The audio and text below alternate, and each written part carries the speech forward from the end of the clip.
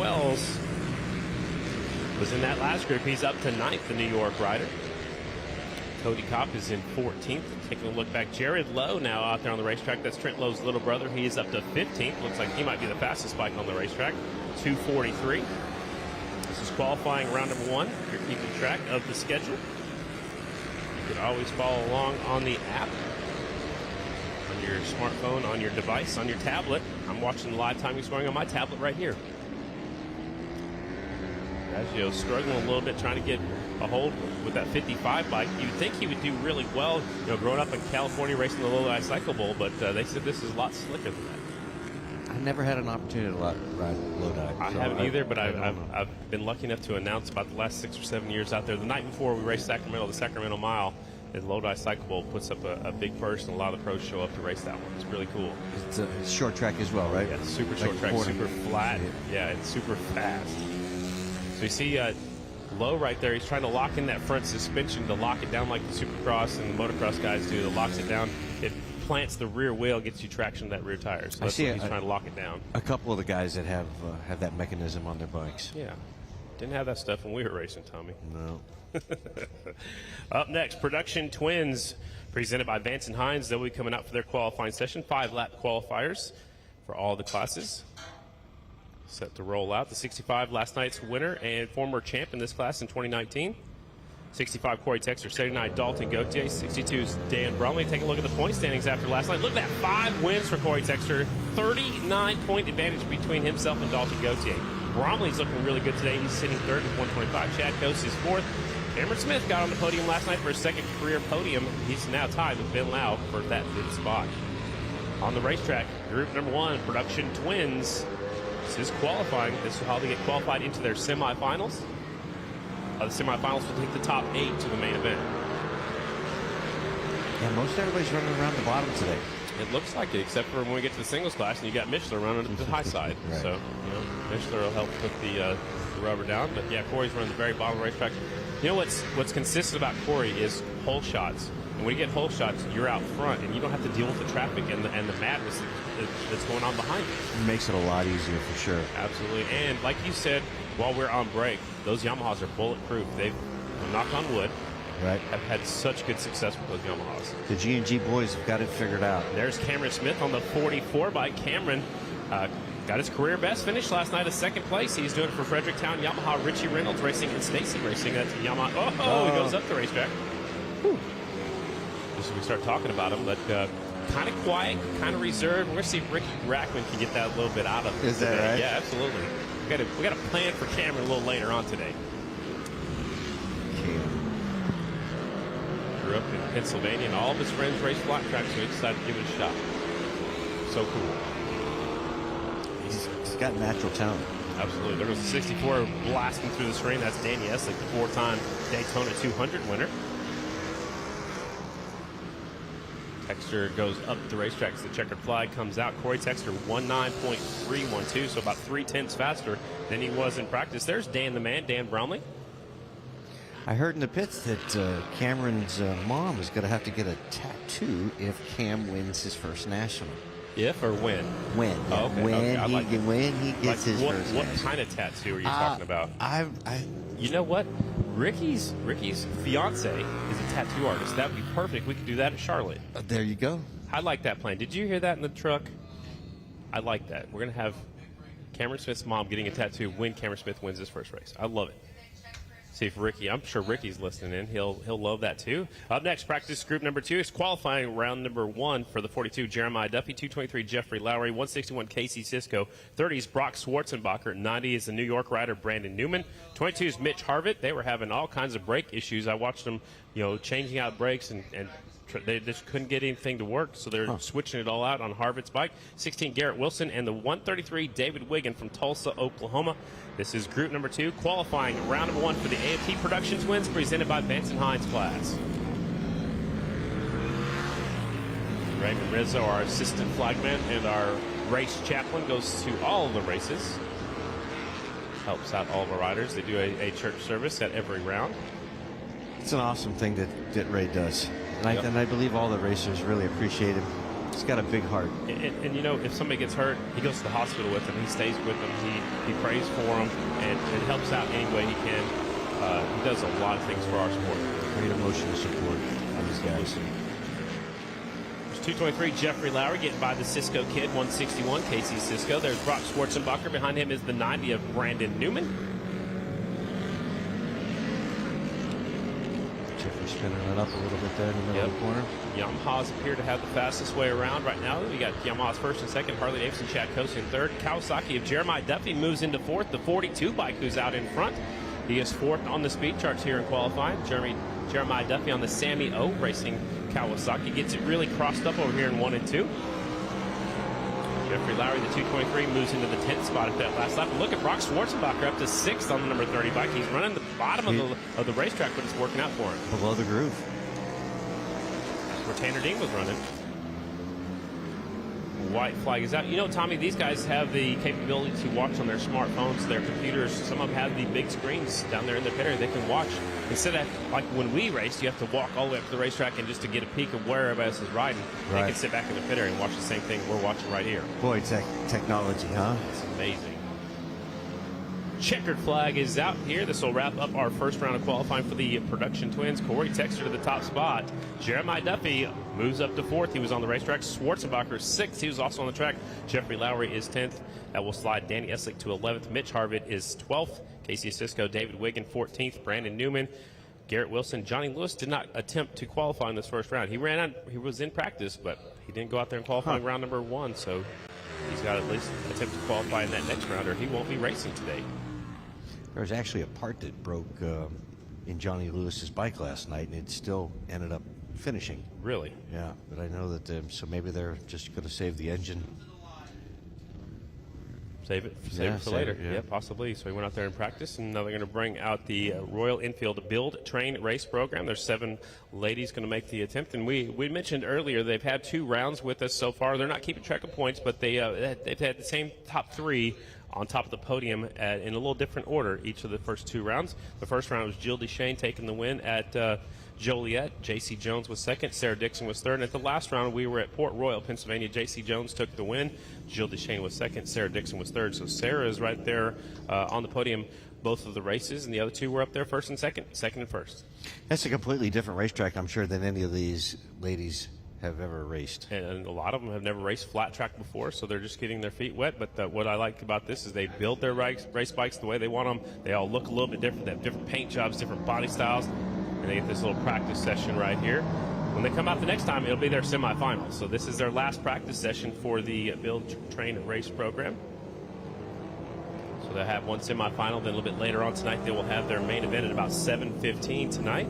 Opening ceremonies for you folks in attendance, 6 p.m. Again, for you folks listening in worldwide, that is Eastern time zone out here in New York. Look at the ladies getting some laps in out here. Royal Enfield Build, Train, Race. Mallory Lee is on that 6 bike. She's from Buda, Texas, doing it for Allied Racing, Synergy, Motorworks, Specific Suspension. And again, they go out there and sell their own selves and get some extra sponsorship to do extra things to their motorcycles. It's a great program.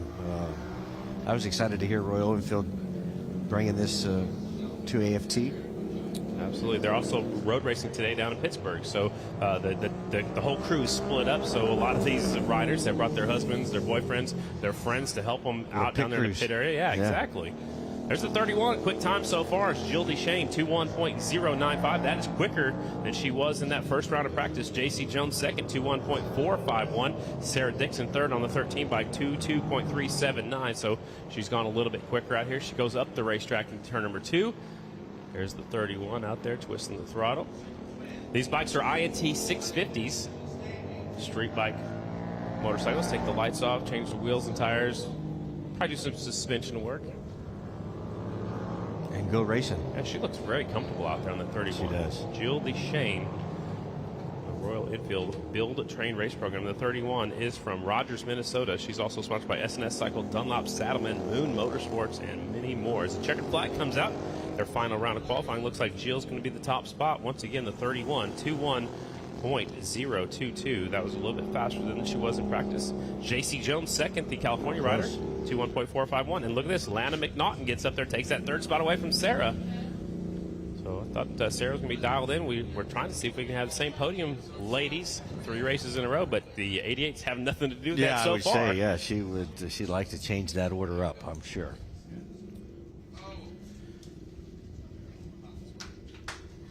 So that is it for our qualifying out here. We have a short break in the action coming up. They're going to send out the Honda Talon, the most anticipated side-by-side to ever come out. It's 1,000 cc's. Tommy, you and I got to ride in it yesterday. Yeah. And it sure was really fast. 1,000 cc's. I like that he had paddle shifters. He's got Dunlop tires on there with the same rubber compound as our racers are using, so it's doing multi-purposes, giving some VIPs a ride around the racetrack like you. Right, no. Yeah. You're the VIP. No, I'm just like a guy gets to talk about the greatest sport in the world, Tommy. You're the VIP. No. So we're going to send the Honda Talon out here in just a second. It's going to come out and make a few laps. Again, help put some rubber down on the racetrack and some VIPs getting that ride in there. And they're sending them out right now. Yep. You have to exercise a lot of faith getting in that thing, right, when you're not driving. But you wear pants. You wear a jersey. Helmet, right? You wear You're a glove, a in. jersey, goggles. But I'm a control freak. I guess I'd rather be doing the paddle shifter. Rather be driving, too, because in the passenger seat you have a little handlebar in there. But, 1,000 cc side-by-side independent suspension. It's fast. That thing gets in. He'll definitely get going. Look, he's sawing the wheel again. There he goes on the front straightaway again, putting a few laps in. You see a few bumps outside by the outside front wall. Like, it felt like we were up there going almost touching the wall, but when we're race flat track, when you and I race, that's what you do. You don't even, you don't think about it. But when you're in a passenger seat, it comes up really quick. The Honda Talon. Look at Richie. Yeah, he's the master at that thing. Can you imagine that, like on mud, water, and just getting it right in the trails? Absolutely. So that's the Honda Talon. Tommy and I got to ride it yesterday. The Honda Talon's going to take a few more laps, but at our last round at Port Royal,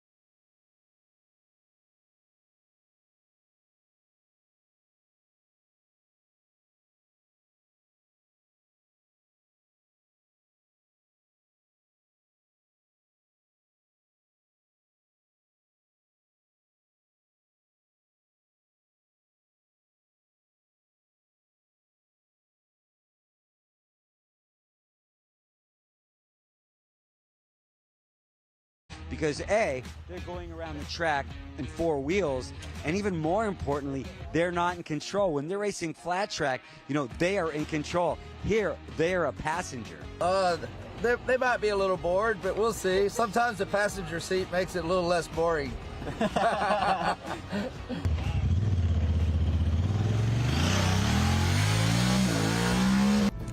One of the cool things was I was standing right outside the turn, and when they came around, you could pretty much see them, A, holding on really tight, and B, like grinning ear to ear. They were really having a good time. And look at these guys. These guys are smiling loud. I'm curious about a couple things. What is it like not being in control and being a passenger? I mean, it's scary and exhilarating at the same time. I think that was the most fun I've ever had on 4 wheels, to be honest. Really? What did you think? I hated it. I love being in control, but I mean, Richie did a heck of a job driving. Like that was super fun. Stoked. Is it anything like the perspective you get on a motorcycle? I mean, for me, I've never raced flat track before. You know, I kind of try to picture it, but is it any of the same sensations, or is it just completely different? Oh, it's completely different. There's a hell of a lot more power, and Richie definitely does some driving, and you know, these things are a blast. This is the first time I've ever been in one, and yeah, they're a blast. I felt like it handled super well. Yeah. Like the way it felt like it was stuck to the track, like glue. It had like a gangster lean to the right. It did. Like, You were just like hook shoulder it. leaning it, like, and didn't let off, and was just full pin all the way around. Like it was stuck. It was just awesome. And it is kind of weird being out there and having Richie completely in control, right? Yeah. He did a great job. Like 10 out of 10. I would go again. Let's go. There you go. It's Trevor Bruner and Cole Zabala and the Honda Talon. Tommy, it is a lot of fun. It is. It is so much fun. Exhilarating and nervous and just all kind of emotions. But I'm like those two. I want to be in control. Yeah. You know, but you watched Richie was really sawing on that wheel. His elbow was up, and I felt like I was actually, slided into the corner. I was trying to put my elbow up and trying to help him lean into the corner. I was doing you the know? same thing. Yeah, I said, well, I definitely don't want to tip, so let's lean this. And like they said, it's really hooked up. I mean, it's really a lot of fun. The Honda Talon helping put some rubber out. We're taking a short break right now, putting some water on the racetrack. We got a commercial break coming up. When we get back to it, 4:45 Eastern, Mission Super Twins qualifying round number 1. Coming up next from New York. We'll be right back. The time is now to order your new Indian motorcycle. The all-new Indian Chief models are arriving weekly. Come to Mad Max Indian Motorcycle to find your next ride or visit us online at maddysmotorsports.com. Poland's Truck and Auto Centers specialize in heavy and light truck service and repair. Poland's is the only authorized service provider for the New York State Thruway for Western New York, providing 24/7 towing for heavy and light trucks as well as autos. Poland's is the official tow truck at the Weedsport Speedway. A legendary race, Epic Speeds. On September 11th and 12th, American Flat Track returns to the Cal Expo for an epic doubleheader mile racing showdown. One of the best races you'll ever see. An all-ages doubleheader event. Experience it all on September 11th and 12th at the Law Tigers Sacramento Mile, presented by Knopf Insulation. Get your tickets now at AmericanFlatTrack.com. We're the Law Tigers, America's motorcycle lawyers. We understand the challenges riders face every day. As riders, we want to share the road and be seen by motorists. Remaining visible is critical to our safety and well-being. That's why we work tirelessly to promote motorcycle safety and awareness. We're proud to support our community that includes riders of all stripes. If you've been injured in a motorcycle accident, call 1-800-LAW-TIGERS or visit lawtigers.com. The Law Tigers, America's motorcycle lawyers. Motion Pro. We make innovative tools and products that help you maintain and repair motorcycles, ATVs, and UTVs. Like the patented Pro-Fill Air Chuck, helping you manage tire air pressure on your motorcycle, ATV, or UTV. Easily adjust the Pro-Fill Air Chuck. Get past hot disc brake rotors with the pivoting angled head. Connect it with an airline. Or pair it with a Motion Pro digital tire pressure gauge. Reach for the Pro-Fill Air Chuck to manage your tires. Get yours at motionpro.com or visit Power Sports stores nationwide. Cardo Systems is the official Bluetooth communicator for American Flat Track. Whether on the road or at the track, the Cardo Systems industry-leading mesh technology keeps you and your fellow riders connected. Racers like Sammy Halbert rely on Cardo for street riding entertainment, as well as a training tool at the track. All Cardo communicators are fully waterproof, dirt-proof, and feature sound by JBL. For more information, check out cardosystems.com and follow Cardo on all social media platforms at @CardoSystems. Dunlop is proud to be the official tire of Progressive American Flat Track. What we learn from racing is rolled into our production tires, such as the Dunlop K180, a street-legal version of the aggressive DT3 Flat Track tire. With the K180, street riders can now have the authentic flat track tire experience. No other tire company has won more American motorcycle championships than Dunlop. Drag Specialties welcomes race fans. At Drag Specialties, our commitment to riding is a way of life. That's why we want to remind you that when you're ready to tackle maintenance or add performance and style to your ride, make your first stop a local dealer who stocks products from Drag Specialties. Drag Specialties. Enjoy the races. Memphis Shades brings you a whole new level of style when it comes to motorcycle windshields and fairings. The quality, style, and selection set these products apart from the pack. Memphis Shades designs and builds all windshields, fairings, and hardware in-house. Raw materials in, finished goods out. Made in Memphis. Style that works. Arai Helmet started racing in America in flat track, and we've been supporting it ever since. Arai, handcrafted with an obsessive dedication to rider protection. For more information, please visit our website, AraiAmericas.com. S&S Cycle was born from a passion for racing and has spent over 60 years building high performance for the power sports market. All the while, racing has remained at our core, from the Bonneville Salt Flats to championships in progressive American flat track. S&S is the go-to for high performance on and off the racetrack.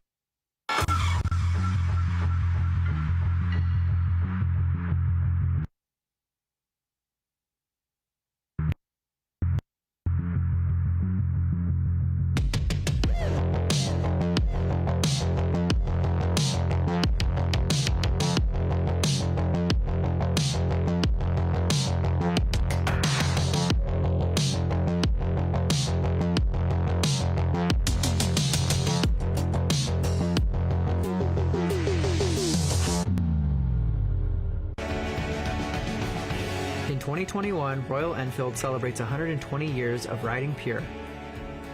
The iconic brand will continue to pursue its efforts in the production twin class and the Build Train Race program. After a successful first-year campaign, Royal Enfield looks to improve on last year's effort. For more information, please visit royalenfield.com.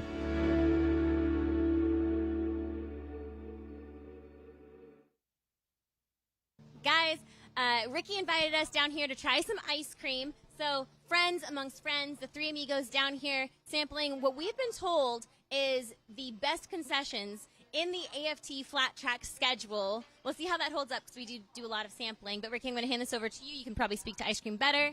Every place is famous for its certain cuisine. If you're into NASCAR, you know Martinsville is famous for their hot dog. Everybody goes, oh, you go to Weedsport. You got to get the ice cream. Now, of course, I did not want to have anything to do with ice cream in this weather. But because you people said you have to have ice cream, fine, I'll do it for you. Now, Scotty ordered the most manly flavor at all. Mint Scotty, tell us what you ordered. Mint tingling. You are kind of a mint tingling guy. So I have fresh breath. Okay, go ahead. I gotta have fresh breath, and it tastes good. How is the mint tingling? It's great. Okay, Kristen Beat, what did you get? I have not gotten my choice, but they have a special. It's called the Cuse 44. Of course, we're in Syracuse, a big college football state, so I'm going with the Cuse 44. It's salty caramel ice cream with cookie pieces and orange-colored pretzel balls. I normally would have gone with the lemon sherbet because I'm more of a sorbet kind of girl, but when in Syracuse, right? Okay, let me ask, who wants to talk to me about this ice cream? Is this ice cream from this? Come up here. What's your name? My name's Maddie. Maddie, where does this, is this ice cream local to this area? I think so, yeah. You think so? Do you know, is there anybody here that works here? They can give me a better, who knows? Who can tell us about this ice cream here? Bath. We will get Bath. Is it good? What's your favorite flavor? The Rocky Mountain Raspberry. Rocky Mountain Raspberry. Well, I got Dirt Sundae.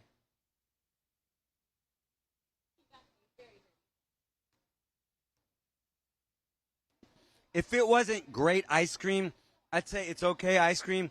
It really is really good ice cream. Yeah. It's really good ice cream.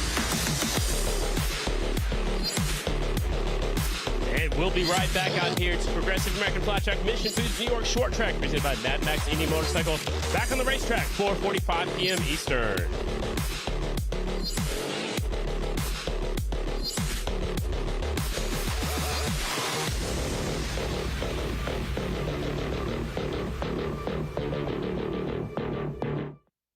On Saturday, August 21st, the Peoria TT is back.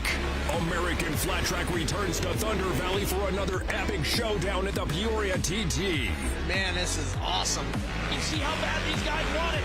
All the fun, all the action. This is the race you don't want to miss. The Law Tigers Motorcycle Lawyers Peoria TT, presented by Country Saloon on August 21st. Get your tickets now at AmericanFlatTrack.com. When I look at the new Chiefs, I mean, they echo the past completely. The single down tube frame. But what really grabs a hold of me is the engine that echoes the past of like the flathead side valve original version.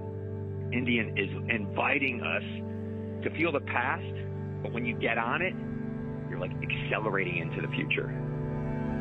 Maddie's Motorsports, the home of the Mad Max Indian motorcycle. Maddie'sMotorsports.com.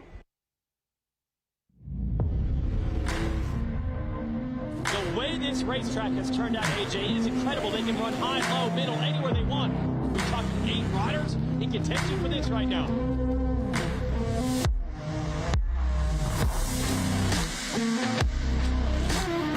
The final corner away. Look at this track. Briar Bauman's going to have to use the track. Briar Bauman wins 2 years in a row here at Weedsport.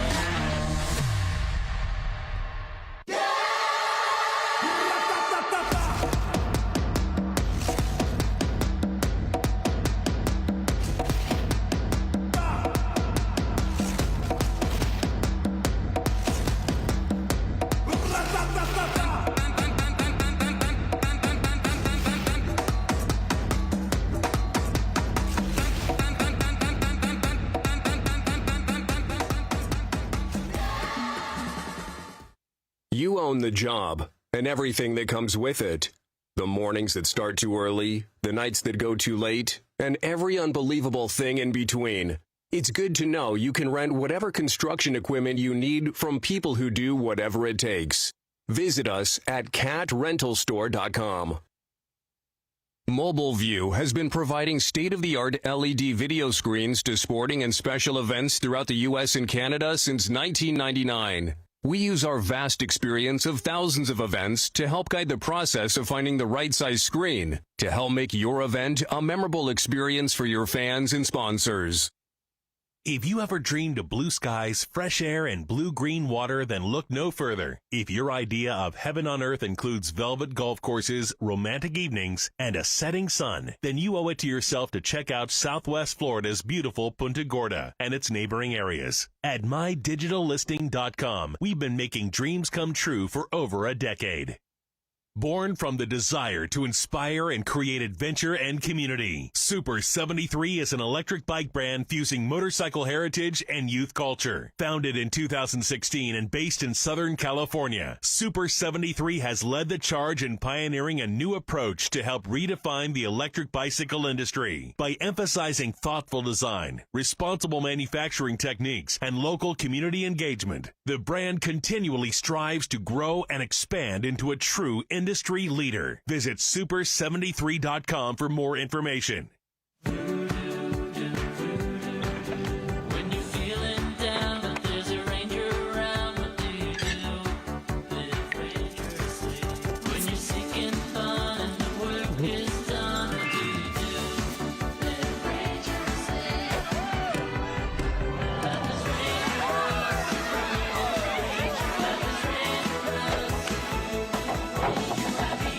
Voodoo Ranger. Live dangerously.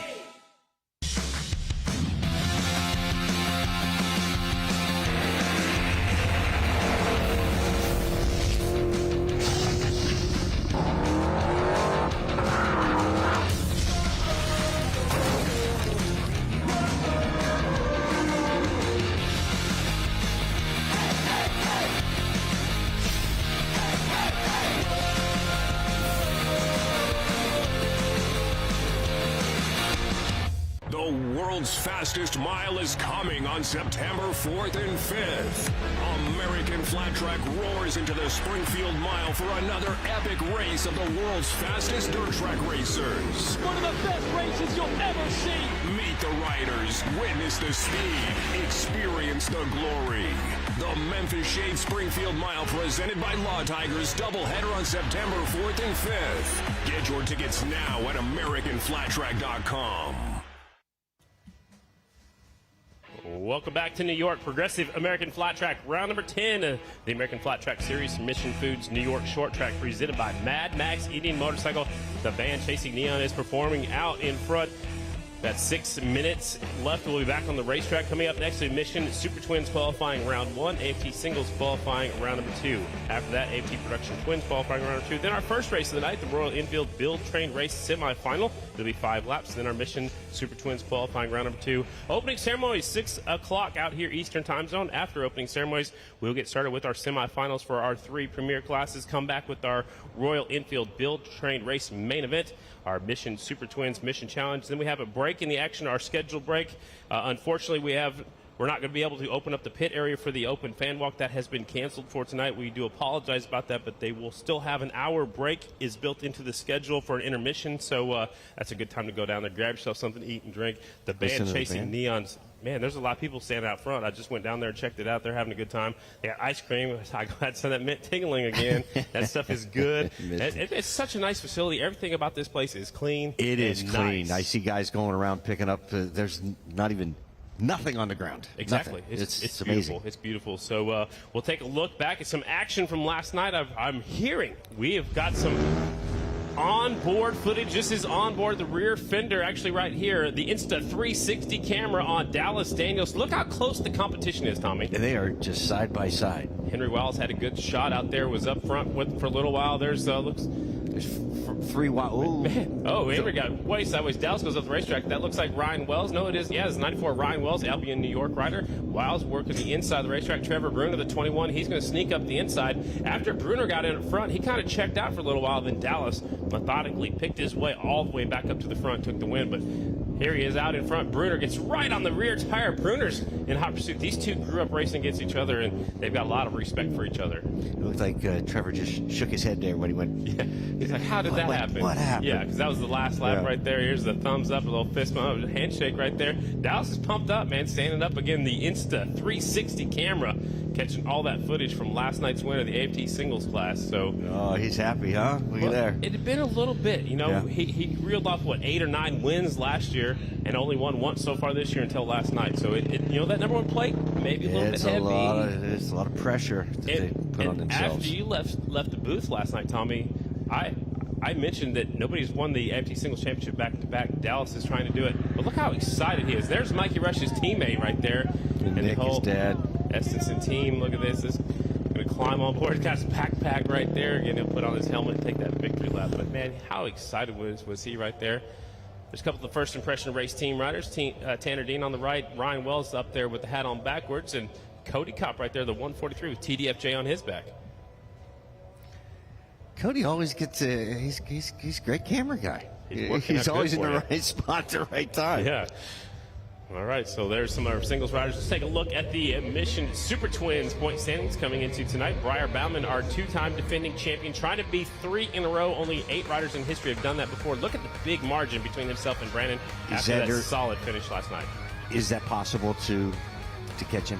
Is it? Briar's going to have some bad luck. Right now, Briar has been on fire. So many podiums in a row. I think every race he's been on the podium except for the season opener, he was 4th. Other than that, he's been on the podium every time. So Briar is definitely going to have to have some bad luck. Brandon Robinson, Jared Meese, and even Vanderkoy are going to have to reel off a few wins in a row because you can stretch out that points lead by getting some wins. There's Sammy Halbert. Got his first win of the season last night. He moves up to 11th in the points standings. Slide Rispoli down 1 spot. Pegram, he's racing with us. O'Hara's not with us. Smith is only racing the miles, and then Charlotte the season finale.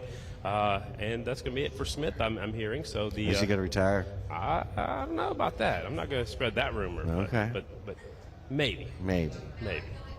Hate to see that go. I always appreciated Ricky Howardson's engineering ability, and we always look forward to see what they were going to have at the racetrack because their motorcycles were just a few years ago, they made like a miniature version, I call it miniature version, but they made a smaller version of the FTR 750 because Brian's a lot smaller guy, and he just felt more comfortable. They were trying to duplicate what they had so much success with the Kawasaki. So that's the town of Auburn right here, not too far away from where we are at right now. We're in Weedsport, New York. That's Auburn, just down the road. That is where the crew is staying. The hotel is down there, not too far away. How far away is your cabin? 2.5 hours from here. So we're on Man. the other side, western New York. So you wear flannel shirts and have an axe, and that's what people in cabins do, right? Yeah, right. Yeah, no, I'm going to go home tomorrow and cut grass. I'm going to ride the tractor. Weedsport Speedway, again, beautiful facility. Vendor rows just behind us. The train goes by. We're at the thruway, which is Interstate 90. It's not too far north of us right here, so it's easy to get to. Such a nice facility out here in the upstate New York. Progressive American Flat Track. Round number 10 getting set to go. Up next will be our Mission Super Twins qualifying round 1. This will be their first time to qualify. They will have another chance in just a few minutes, but we have opening ceremonies coming up at 6 o'clock. It's short and sweet, and then we get straight into the racing action. There's the two-time defending national champion, Tommy. He's looking to make it 3 in a row. Only 8 riders have done that before ever. This year, and it's the list of who's who in flat track for sure. You were talking earlier about Dallas Daniel carrying the #1 plate and how heavy it is. Magnify that how many times when you're going for your 3rd championship in a row. Looking back at history of American Flat Track, Jimmy Chan, Carol Restweber, Jay Springsteen, Bubba Schobert, Scotty Parker, Chris Carr, Kenny Coolbeth, and Jared Meese have won 3 championships in a row. Briar Bauman trying to do that right here in 2021. That's a great company right there. First round of qualifying. The clocks will start next time across the start-finish line. Briar Bauman on the 144 is Robinson, 9 is Meese, 20 is Vanderkoy, 95 JD Beach. One rider off the pace over there, turn number 2 up against the hay bales already. Now he's going to start picking up the pace. Guess he did that on purpose. I think he was trying to get out of the way. 92 is Price, 37 Bronson Bauman, 67 Davis Fisher. Oh, they're putting their hands up. Red flag is up. Rider down the front straightaway. Rispoli, the bright orange leathers down on the front straightaway. Oh, the riders put their hands up immediately. I do not see the rider. He's up against the wall. That's the Rocket James Rispoli from Londonderry, New Hampshire. The red flag is out, so they'll shut them down. They'll take the rest of the bikes over to the hot and cold box. Rispoli on the Harley-Davidson. The bike's in a couple extra pieces right now, so they'll get our rider tended to. He's out of the view of us from up here in the booth. Yeah. But it must have been hope he's all pretty right. wild. You can see the riders were putting their hands up immediately, so they knew something happened right away. So coming off the turn number 4, and that wall came up really fast last night. A few riders were bouncing off the wall, and hopefully he's all right. That's, again, the Rocket James Rispoli. The 43 bike is the rider that is down. From the middle of turn 2 to the exit of 4, it's one big oval, and so this front straightaway, the wall comes up quick. Really quick, and the same thing going into 1, the outside comes up really quick. Yep. The only Harley-Davidson in the Mission Super Twins class. He's ride for Latest Motorsports or Latest Motors Racing, Harley-Davidson Fast Track Racing, and Pro Beam. So right now our thoughts are with the rider that is down the 43, the Rocket James Rispoli, which was last year's Production Twins champion. Had a great season and moved up to the Premier class this year. Yeah, that's a little bit of what Dalton was talking about, when he went from singles championship to Super Twins, and then James going from production to Super. It's not an easy jump. Yep, absolutely not. So the paramedics are right there on the spot, take care of our downed rider. We are going to take a quick break. Let the paramedics do their job out here at the New York Short Track. We'll be back as soon as we get word down on the racetrack. Hang tight. We'll be right back.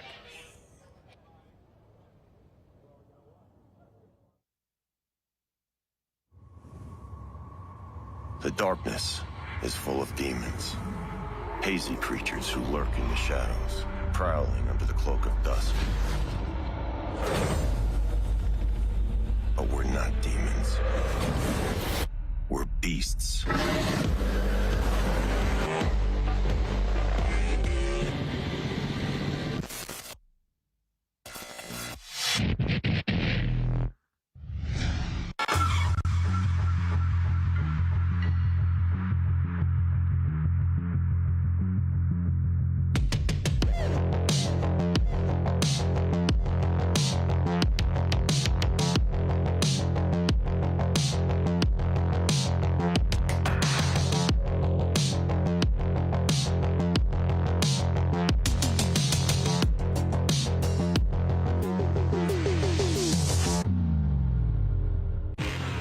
Everything we do at the track shapes what we build for the street and the dirt.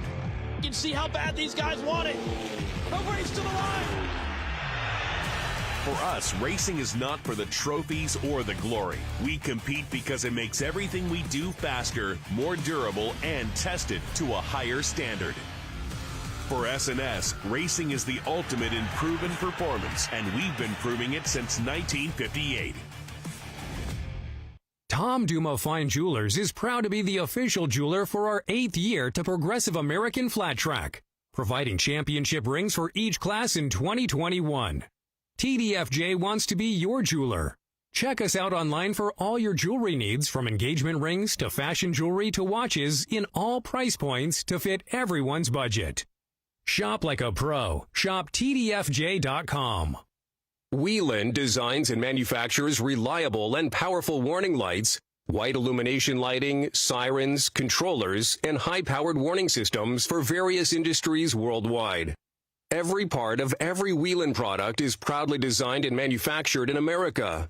On the road, in the air, and around the world, Whelen is trusted to be seen, trusted to be heard, trusted to perform. Brought to you by Yamaha and its best-in-class lineup of power sports vehicles. For more information on how you too can experience the pinnacle of performance both on and off-road, visit YamahaMotorsports.com. Rocky Mountain ATV MC is proud to support the Progressive American Flat Track Red Bull KTM singles team and racers everywhere from start to finish by being the primary source for off-road gear, parts, and accessories. Rocky Mountain ATV/MC.com. Get ready.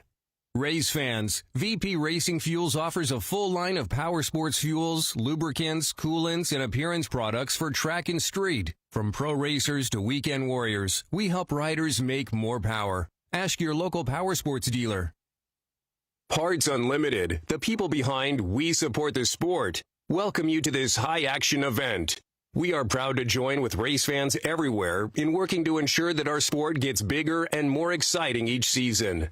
And you too can support the sport by visiting your local dealer who stocks products from Parts Unlimited. They've got the very best in high-performance parts and accessories and the best support network in the business. Parts Unlimited. We support the sport. The time is now to order your new Indian motorcycle. The all-new Indian Chief models are arriving weekly. Come to Mad Max Indian Motorcycle to find your next ride, or visit us online at maddysmotorsports.com. Poland's Truck and Auto Centers specialize in heavy and light truck service and repair. Poland's is the only authorized service provider for the New York State Thruway for Western New York, providing 24/7 towing for heavy and light trucks as well as autos. Poland's is the official tow truck at the Weedsport Speedway.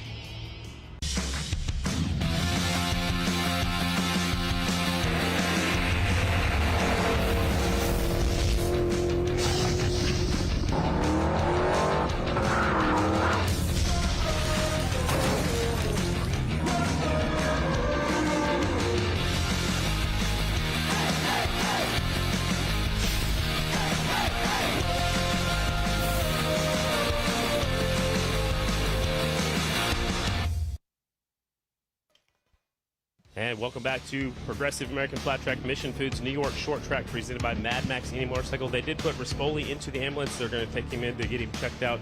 Hopefully everything will be all right with him. The track looked like it was a little bit slick right there coming off turn number 4. The riders put their hands up pretty quick, Tommy, and unfortunately that is part of our sport, you know, out here battling a racetrack, you know, and they put moisture on the racetrack trying to make it faster, but sometimes it gets a little bit slick. Yeah, unfortunately we hate to see that. We all of us racers, when you put your helmet on, you have to understand that anything is possible that's out there, and well, you just hate to see it happen. And let's just our prayers and thoughts are with James Rispoli, and hope that everything is going to be okay. Absolutely. So the trucks have came back out onto the racetrack to try to pack it in a little bit tighter, you know, get some of that moisture off the racetrack. So we'll get back into it. Mission Super Twins qualifying is up next, their first round. Then after that will be AFT Singles qualifying round 2, AFT Production Twins qualifying round 2, Royal Enfield Build Train Race semifinal. Our Mission Super Twins qualifying round number 2, and then opening ceremonies again, 6 p.m. Eastern time zone. That's where we're at out here in would you call this upstate New York, kind of the middle of the state? Upstate New York. Okay, upstate New York. So at the short track out here at Weedsport, a super fast short track. Right after opening ceremonies at 6 o'clock, we'll have it's real short and sweet. We will have We will have our 6 semifinals, Mission Super Twins. Then we'll have our AFT Production Twins semifinals, AFT Single semifinals, the Royal Enfield Build Train Race main event, Mission Super Twins Mission Challenge, which is the fastest 2 out of both of their semis. $5,000 to win that. That will be right around, looks like about 7:25. And then we have a break in the action from 7:35 until 8:30. It's our scheduled intermission break. Unfortunately, today we are not able to open up the pit area for the open paddock area. We do apologize. Following the new CDC guidelines right now, try to keep our athletes safe, keep you fans safe as well. So unfortunately, the pit walk has been canceled for today's event. Well, that just means that all the fans have got to come to the next race in Peoria so that they can do possibly a fan spot.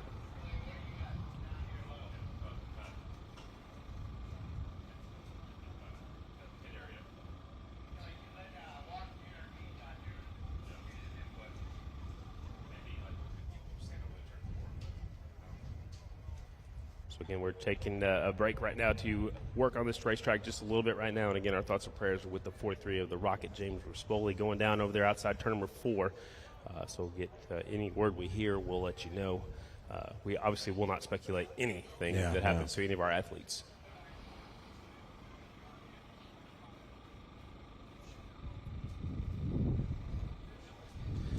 So we're kind of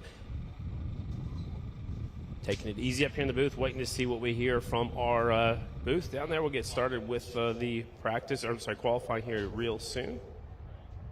Do apologize for the delay. Again, taking a little look at the racetrack right now.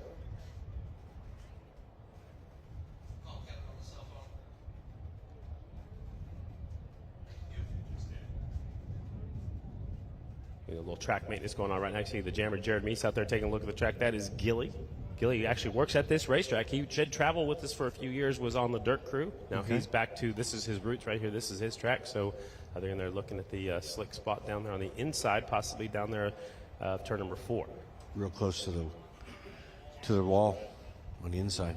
Jared is the rider rep, is what I was just told from up here. Competition is up here with us, as well as timing and scoring. So Jared is the rider rep, so he's going out there talking to the people that prep the racetrack and giving his input on behalf of all the riders. Right, representing everybody in the paddock. Did you have that back in the day? You got to have something like that, or no? Not that I remember. But everybody just kind of worked together, and if there was any issues, you bring it to the attention of the people putting on the track, right? Yeah, the referee or whoever's working on the racetrack. The jammer Jared Meese making his way back up there. Also, I want to give another shout out again to his mechanic, Kenny Tolbert, going into the AMA Hall of Fame, and that has to be such a great feeling for him. He's definitely a legend. 121 wins, I believe it is. Well deserving. All his life, from a racer himself to then a mechanic, and this sport is all he has done. And he's done it well. Absolutely. So some of the riders looking on, there's last night's winner, your Production Twins former champ, and last night's winner, Corey Texter, looking at the racetrack, getting a look at it. I believe we're going to try to get a hold of Ricky Rackman down there. Ricky is caught up with Charlie Roberts. Let's take a listen. We're here at Weedsport Speedway. Obviously, check out the fan zone. So much cool stuff. You need to come by Rookies of 79. Our good friend Charlie's right here. And they do some incredible things, charity, and give you an opportunity to possibly get something very cool. And tell us about what we've got today. Something I have seen before. Very cool, Ricky. This is a Scott Jacobs print of the GOAT being the greatest of all time, 9-time Grand National Champion Scotty Parker. We actually raffled this off at Port Royal, and the gentleman that won it, John Piley, was so kind he donated it back, and that's a perfect example of what Flat Track Family is. He gave it back to the charity to raffle it off to another lucky winner. So this weekend at Weedsport, tonight, Friday, and tomorrow, Saturday, we're selling raffle tickets. You can also buy them online at rookies79.com. You can go there now and buy your tickets, or my son, Little Chaz, and I are going to be walking around the grandstand selling tickets this evening and tomorrow. Signed by the artist, signed by Scott Parker. Not bad, right? Not bad. A pretty neat piece of flat track memorabilia. In fact, it's authenticated. Certificate of authentic. Which just blew away. Tom Duma coming in at the clutch. Wow. Certificate of authenticity. A Scott Jacobs original. Real quick, let's talk about this charity, because what you guys do, which you've been doing at all the races, I think is just such an incredible charity and so very important. Something we're very proud of this last week. we went to Kansas and started a second tent, a satellite tent, for a former AFT racer, Jeremy Werder, who was paralyzed at Atlanta. Jeremy is now running a second satellite tent for the charity, and his first 7 events raised over $8,000 for other injured riders. So giving him an opportunity to give back to people in the same situation that he's in. So basically, you come here, you buy a raffle ticket, but there's also tons of stuff that you can get. Some really cool collectible. If you like some of the old school stuff like I do, you've got some of the newer riders, signed number plates. I mean, it's great stuff. And again, it goes to such good cause. So by all means, come by the Rookies of 79 tent and look for Charlie running around the stands. Buy a raffle ticket. And also, for those of you that are watching us at home right now, there's a website you can go bid. That website is Rookies79.com. www.rookies79.com. Thank you very much.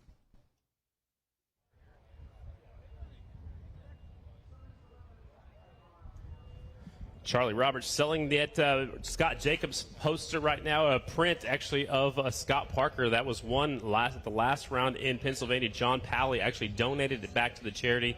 All the money raised goes to help out injured riders. And guess what, Tommy? I just got some good news from Race Control.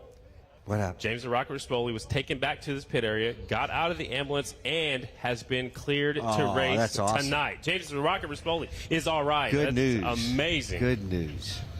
Absolutely. Everybody Now that putting we've their hand heard together. that, we can take a look at some of the replays right here. So you don't see much. Watch the top left of your screen.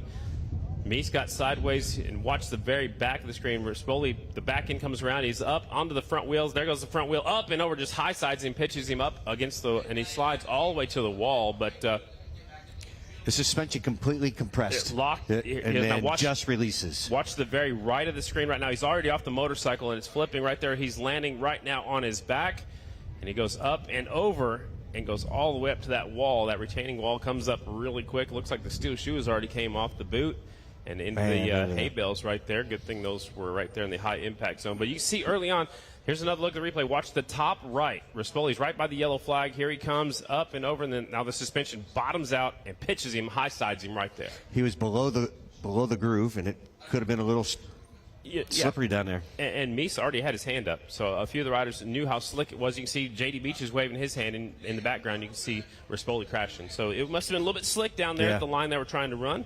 That's when you're trying to put as much moisture on the racetrack as possibly can to make for better racing. Sometimes you have a slick racetrack when you come back out. It's a fine line.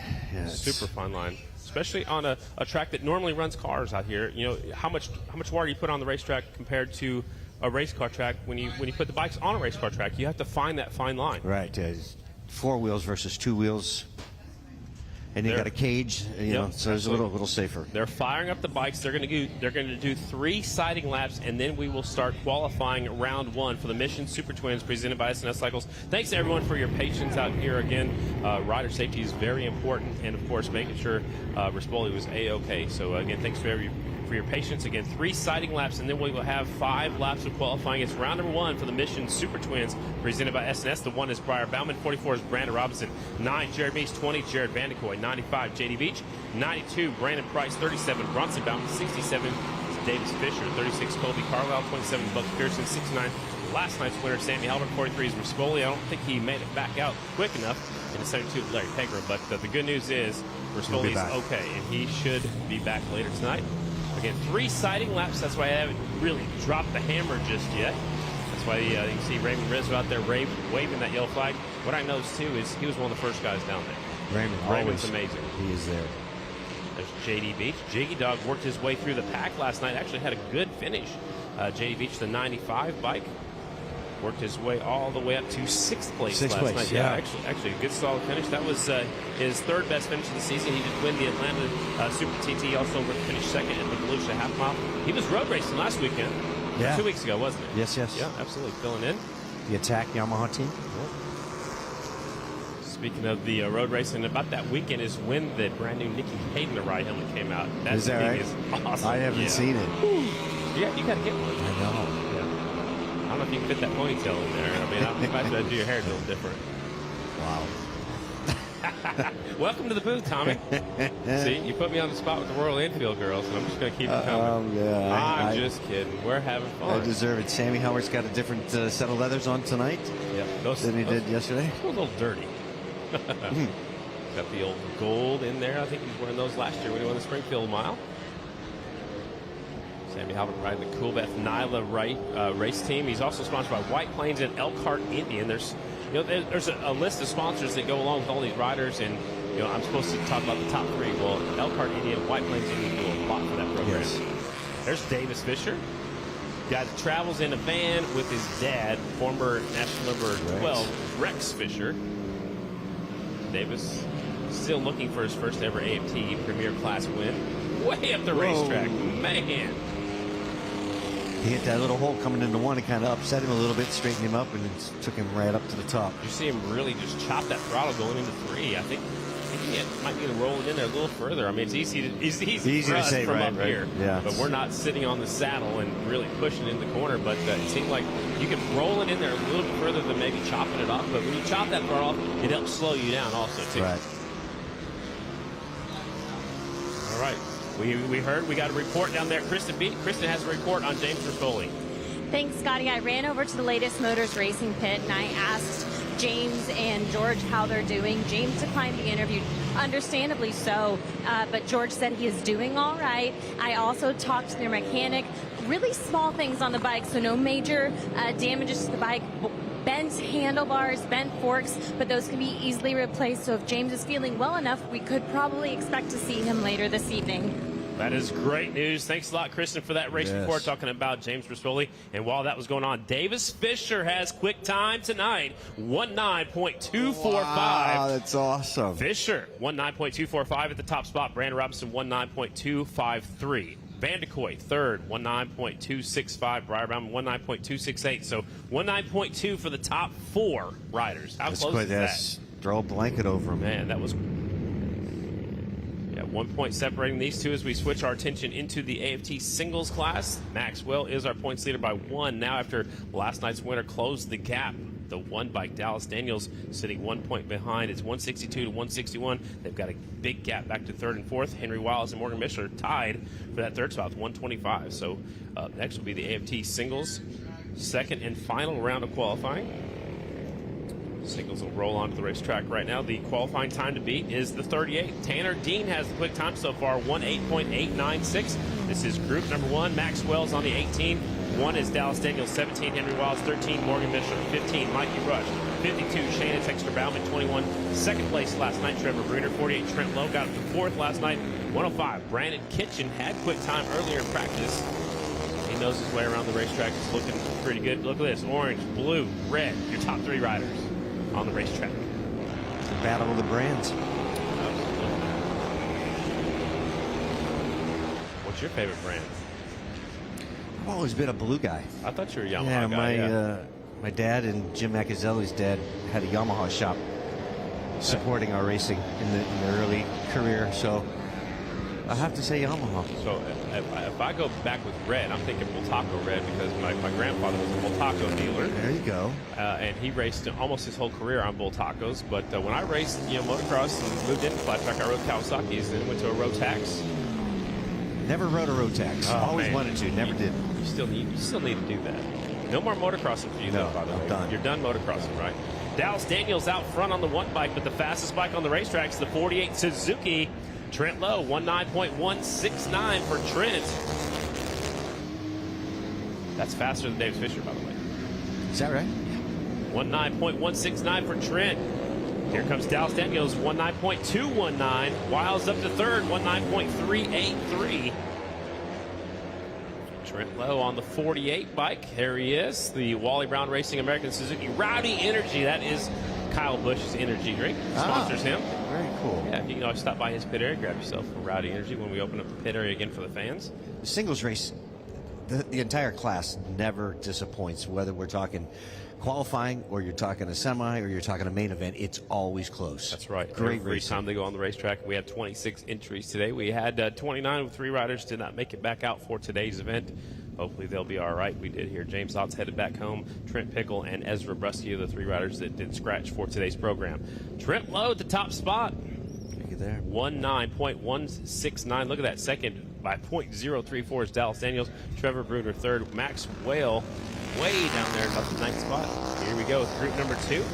143 Cody Kopp, 51 Cole Zabala, 38 Tanner Dean, 99 Kevin Stallings, 54 is Michael Enderbitzen, 377 Ferran Cardus, Aiden Roosevens on the 26th. There's Ryan Wells, the New York rider, at the back of the pack. And the 124, the NKR Waters Auto Body KTM, is Hunter Bauer, nicknamed Showtime.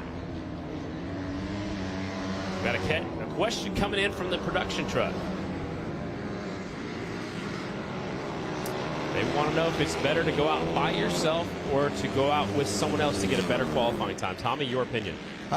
Boy, it can work both ways or backfire one way, because if you go out by yourself, you're clean track, clean air, and you can just lay down some solid laps if you've got a great line. If you're still kind of searching for your setup, you want to race with somebody to see if you're competitive enough, if you can pass them, if you get to look at different lines.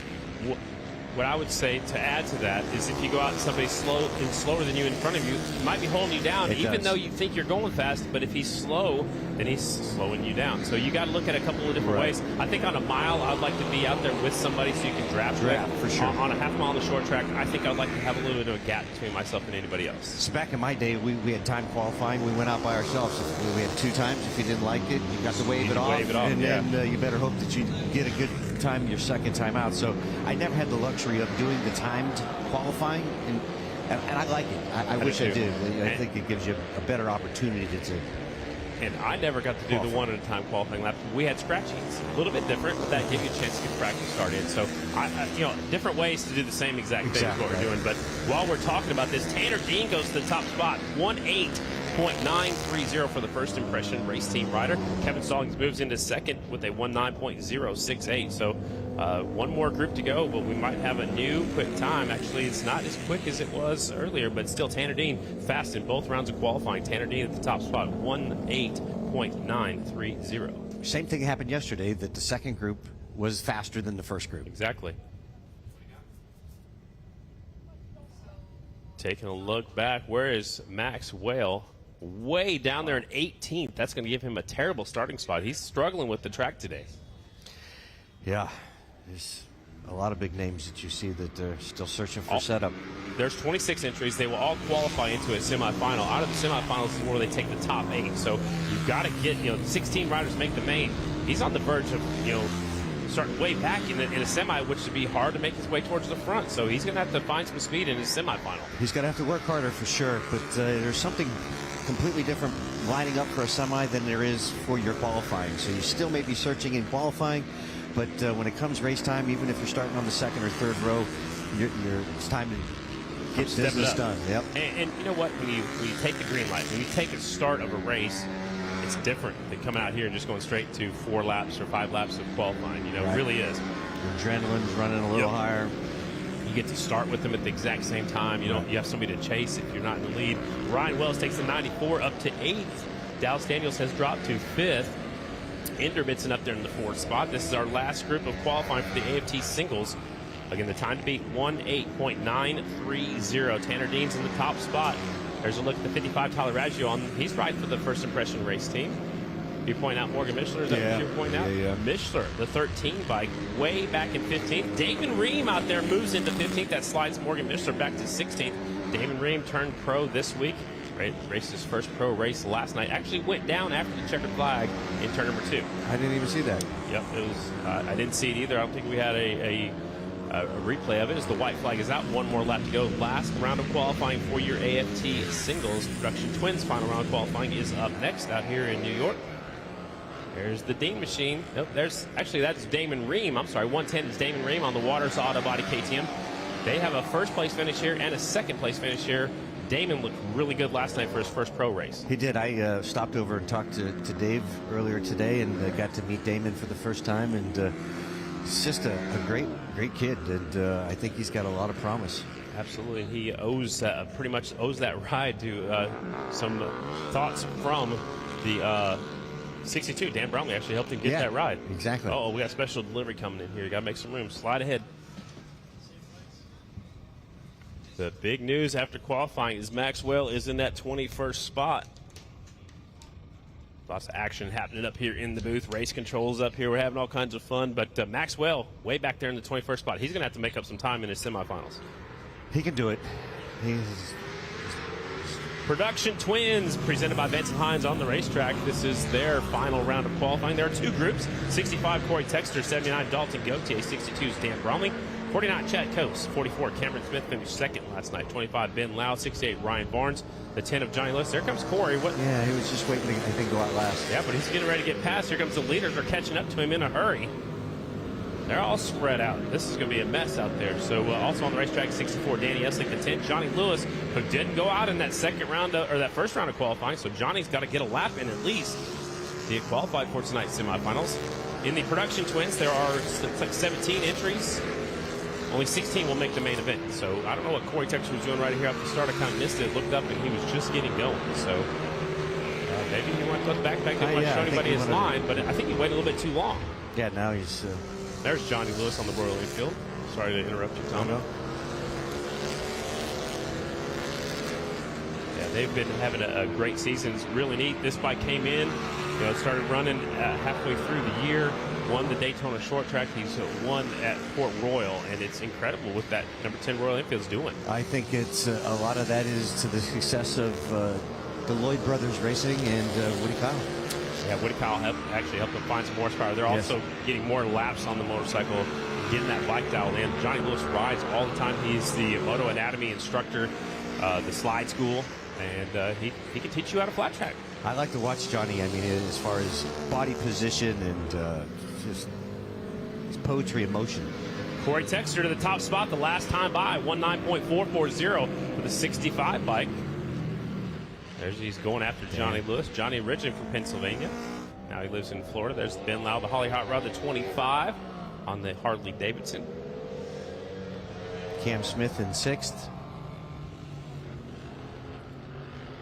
Checkered flag is out. 49 Chad Coase back there in the 5th spot right now. The other Harley-Davidson. So we got a Yamaha, Harley-Davidson, Royal Enfield in your top few spots. One more group to go here in qualifying for the AFT Production Twins. After this, we'll have our Royal Enfield Build Train Race semifinal. Here's the results so far in qualifying. Round number 2, Corey Texter, Dan Bromley, the two Yamahas first and second, separated by 0.159. Ben Lau third, Johnny Lewis, Chad Coase back there in that 4th spot. Chad Coase is 5th. I'm sorry, Cameron Smith is 6th. Dalton Gauthier and a couple riders that haven't been out yet are on the screen. Jeremiah Duffy will lead him out on the 42. 223 is Jeffrey Lowry. 161 Casey Cisco. 30 Brock Schwarzenbacher. 90 by Brandon Newman. 22 is Mitch Harvitt. 16 Garrett Wilson. 133 David Wiggin. Kawasaki's Yamahas and one Harley-Davidson on the racetrack. So they come out yellow flag for the entire first lap. That's the get up to speed lap. They'll get the green flag right here when they cross the start finish line. And the clock starts. Absolutely. There are transponders, a line that goes underneath the racetrack. They have transponders on the exact same part of their fork tube on every motorcycle. Which is, talk about technology back in the 70s and 80s. You had scorers sitting at the stopwatch and then recording number plates as they come by. Yep, Reverend Kevin Barnes' mom, Dolly Barnes, used to do that back in the day. Yeah, absolutely. So, which is Ryan Barnes' grandmother, and Jim Barnes is here too. Grandpa's made the trip on over. So only one generations. Yep, only one Barnes racing today. That is Ryan Barnes. Yeah, this sport of flat track is definitely a family thing for sure. You know, my grandfather raced, my dad raced, my 2 aunts, my 2 uncles, my cousin. Yeah, it's in the blood. It's in a lot of these riders' blood. That's how they find out about the greatest sport in the world, American flat track. Royal Enfield's coming up next for their qualifying semifinal. First race of the night. White flag is out. Last lap of qualifying for the Production Twins. Time to beat. Still Corey Texter. He had a 19.312 in the first round and a 19.440 here in this round. So it looks like Corey's going to be the overall quick time in American Flat Track Production Twins, presented by Benson Hines. Here they come off a fork to that checkered flag. Checkered flag is out from Big P. Jeremiah Duffy takes him into the first corner. Duffy on the 42 bikes, way down there in 12th. He, just for leading every lap doesn't mean you're going fast. No. That's kind of back to the question that the truck has. Right, yeah, exactly. You know, do you want to go out front? You want to go out and follow somebody? Just depends on what you guys are up to. So That was it for qualifying for Production Twins. Up next, we'll have our first race of the day. It is the Royal Enfield Build Train Race semifinal. All these riders will transfer to the main event, but they are racing for their starting spot in the main event. 31, Jill DeShane, Rogers, Minnesota. 33, J.C. Jones, Fallbrook, California. 88, Lana McNaughton, Boise, Idaho.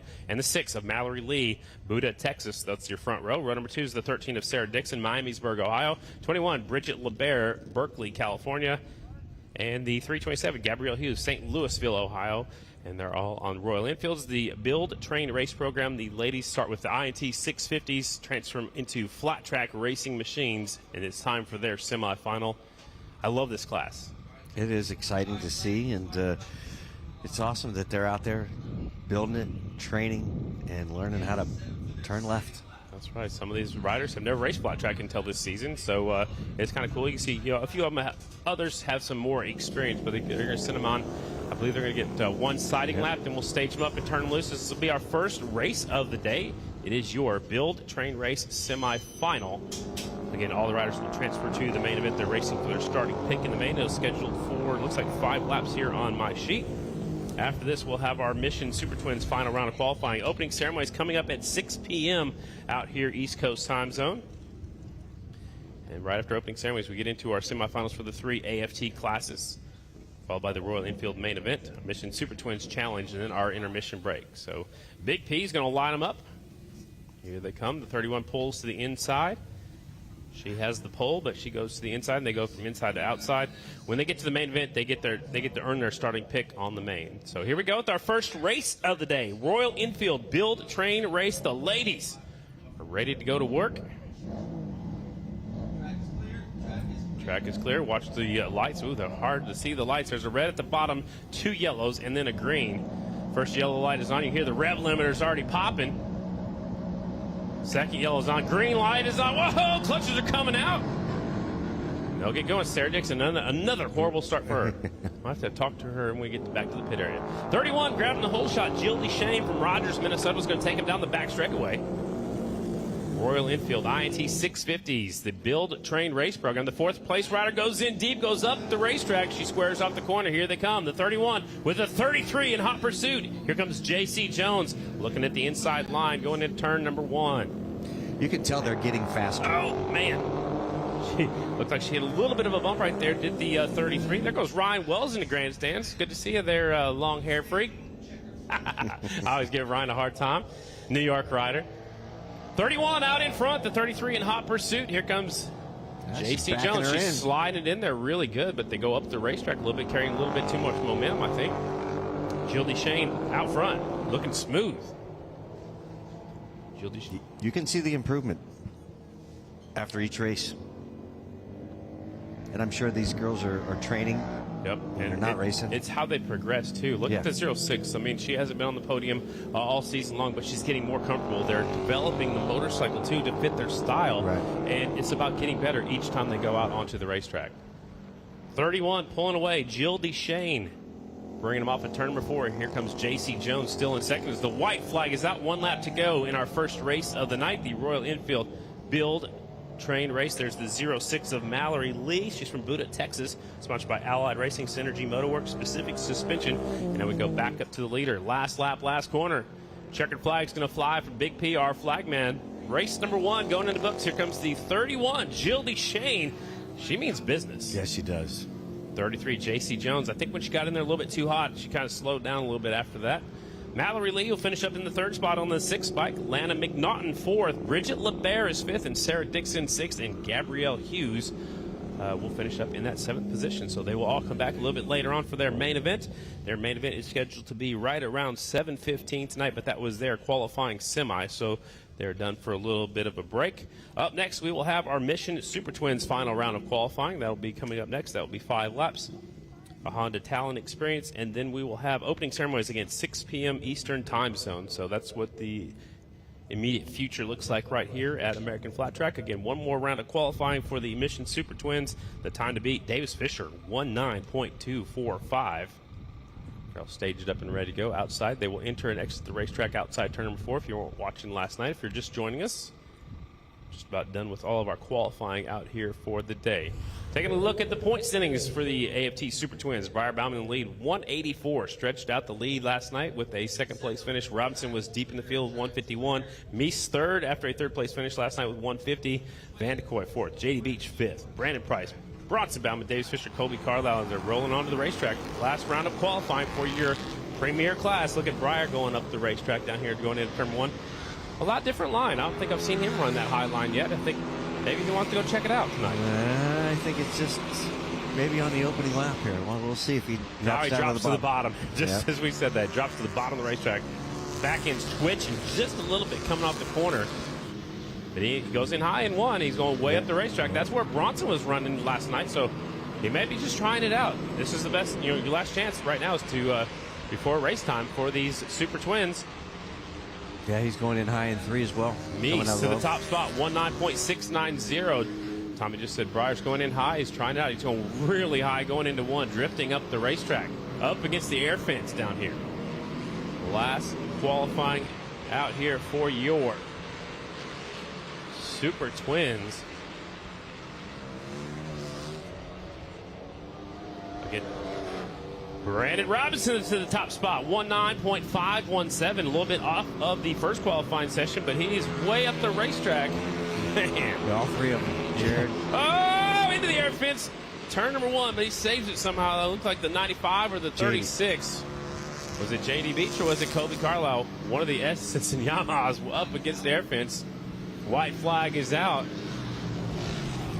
White flag's out. Briar's put his hand down. He thinks he's with a checkered, I think.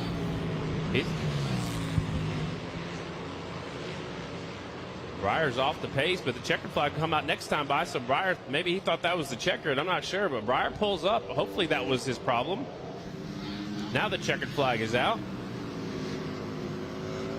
Briar puts his hand up. He didn't know what was going on. And he's shaking his fist. I think he thought that was the checkered flag, but Briar comes up 1 lap short right there.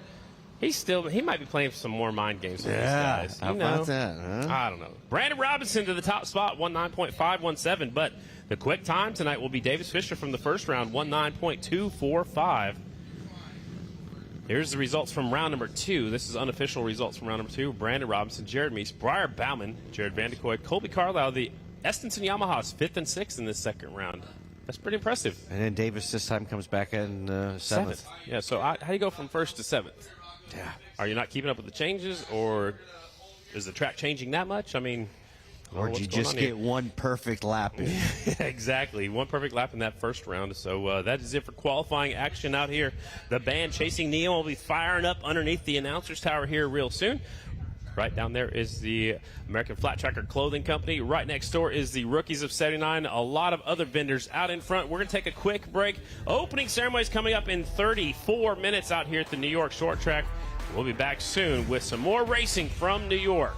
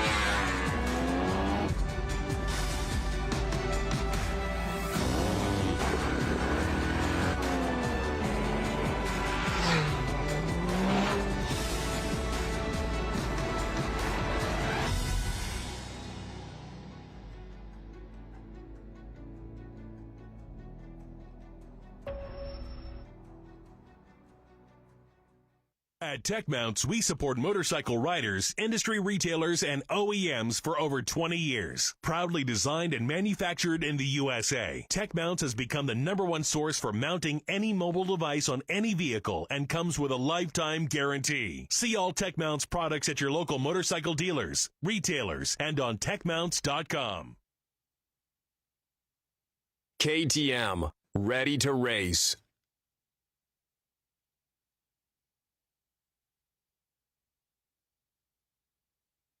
Drag Specialties welcomes race fans. At Drag Specialties, our commitment to riding is a way of life. That's why we want to remind you that when you're ready to tackle maintenance or add performance and style to your ride, make your first stop a local dealer who stocks products from Drag Specialties. Drag Specialties. Enjoy the races. Klotz Synthetic Lubricants is proud to be the official lubricant of American Flat Track. Family owned and made in America since 1959. Klotz has built its reputation by answering the call of racers and performance enthusiasts who won't settle for anything less than superior synthetic lubricants. Racers and performance buffs around the world rely on Klotz to get them to the checkered flag. Order today at klotzlube.com. Sideburn is the world's finest go fast, turn left magazine. It is available to buy at Progressive AFT's trackside merchandise booths and is the official magazine of Progressive American Flat Track. For more information, visit sideburnmagazine.com.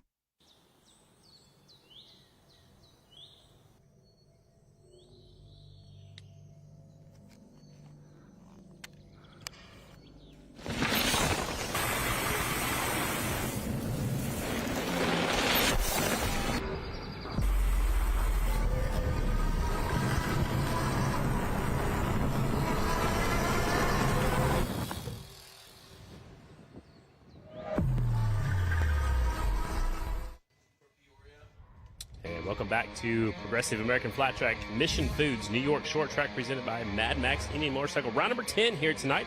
The Honda Talent putting some laps in, put some more rubber down on the racetrack. I heard Ben Lau's girlfriend's taking a lap around, but there's the town of Auburn right there, just right down the road. There's the Honda Talent back on the racetrack. Again, I've heard Ben Lau's girlfriend's taking a ride on the Honda Talent, and some other VIPs getting some ride in. Richie Morse, elbows up, driving the saw on that steering wheel, Tommy. We had some fun in that yesterday. You can almost see their smiles right through on their the helmets, cameras. Yep. So also, don't forget, race fans that are tuning in at home, switch on over to TrackPass on NBC Sports Gold. Right after opening ceremonies, we will see all the rest of the racing action on TrackPass, NBC Sports Gold, as we are having some fun out here today. Earlier today, Kristen Beek caught up with last night's winner, slamming Sammy Halbert. We have a lot to talk about with Sammy Halbert today. I mean, what a night. You just about were everywhere on the emotional spectrum last night, and I loved it because it was such a good story to follow. Everyone loves hearing about someone overcoming adversity, and you faced a whole lot of it last night. In the semi, hitting the ground, working from the back row of that semi to second. You sat out at the Mission Challenge, deservedly so, and then went on in the main event to win your first main event of the season. I got to ask you, first of all, what were the emotions like earning that first win of the season for the Coolbeck-Nyla racing team?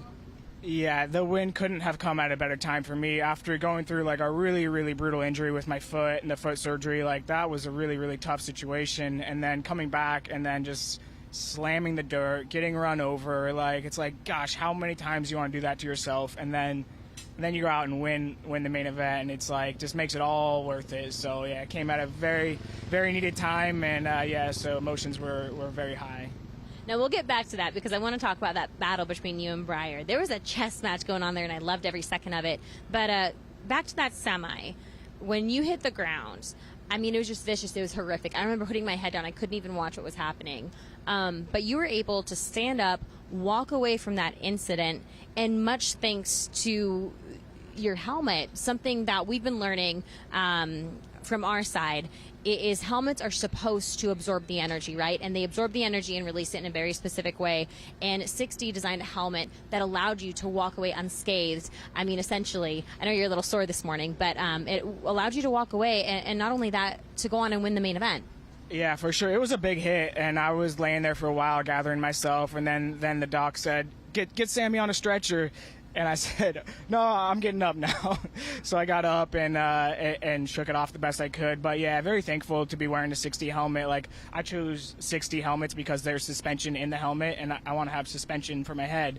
Unfortunately, I've crash tested other helmets, and some of the other helmets I feel like are so stiff and rigid that that they just a lot of the blow goes to the head. So 60 is designed to really give and absorb that impact, and that's what it did. It did its job and absorbed the impact instead of my head absorbing the impact, and so I was able to walk away unconcussed. Like, unlike one of the other riders in a different helmet, he couldn't restart because I feel like the helmet, some of the other helmets are so stiff and rigid that you get concussed easily. So this thing has suspension in it, and it's a great helmet. Stoked to be wearing the 60 with the Voodoo Ranger on it, and got me a fresh one for today. Hey, rolling the freshies. This one you won with last night? Yep. Lucky. So this is the Lucky helmet. Let's give it a good rub. Sammy, let's talk about that main event. There were moments when you were dicing and exchanging lines with Breyer, and he worked the inside, but he bobbled. He made a mistake. You were able to capitalize on that mistake, which is half of racing, is being able to capitalize on someone's weakness. What was going through your head in that moment, and what was that battle like strategically between you and Breyer? Yeah, I took the lead there and just was kind of doing my thing, trying to be super patient. The track didn't have a lot of grip, so you really had to finesse the bike around there. And I was getting into turn 3 really slowly, though, but I was coming off turn 4 so good. So I knew that was kind of my weak point, and sure enough, that's where he struck. And but he did it in a way that, it's like this typical motocross block pass that he tends to do a lot of. And I had to stand the bike up and just hope it didn't blow me too far out wide. Luckily, I was able to recover, shoot back the first time around him, and then the next time shoot under him, and just keep calm, keep on the throttle control, and then the last couple laps really just protect the bottom and not leave that door open for him, and bring it home. So that's the way it worked out, and that's what you got to do. So you told me you took an ice bath this morning. You've been using some laser therapy, trying to kind of remedy some of the inflammation in your body. I mean, it still looks like you got in a bar fight, like someone just haymakered a good left hook.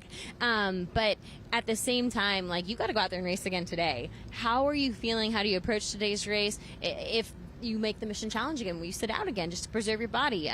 What's kind of the strategy moving into tonight's racing?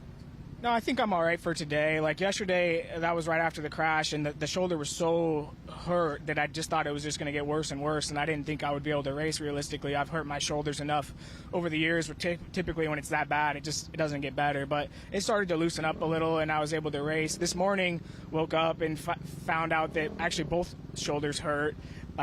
It's damn near everything on my body hurts, so a little tough. And then that ice bath, I put a lot of ice in there. It was pretty cold. That was painful as well. But yeah, no, today we'll go for it again and try and make the dash, race the dash, and do the thing again. So yeah, but every time you go to a dirt track, even though it's the same track as yesterday, it's always different. So you can't rest on your laurels, and be ready for whatever it throws at us today.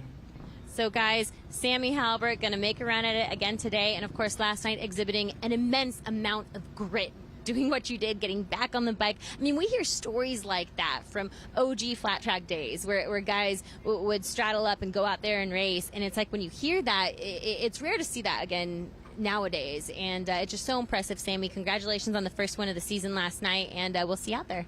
Thanks so much. Yeah, that's one of those things. Sometimes when you're battling through adversity, you just find that extra little bit within you and block everything else out, and that's what I did, and we'll try and do it again tonight.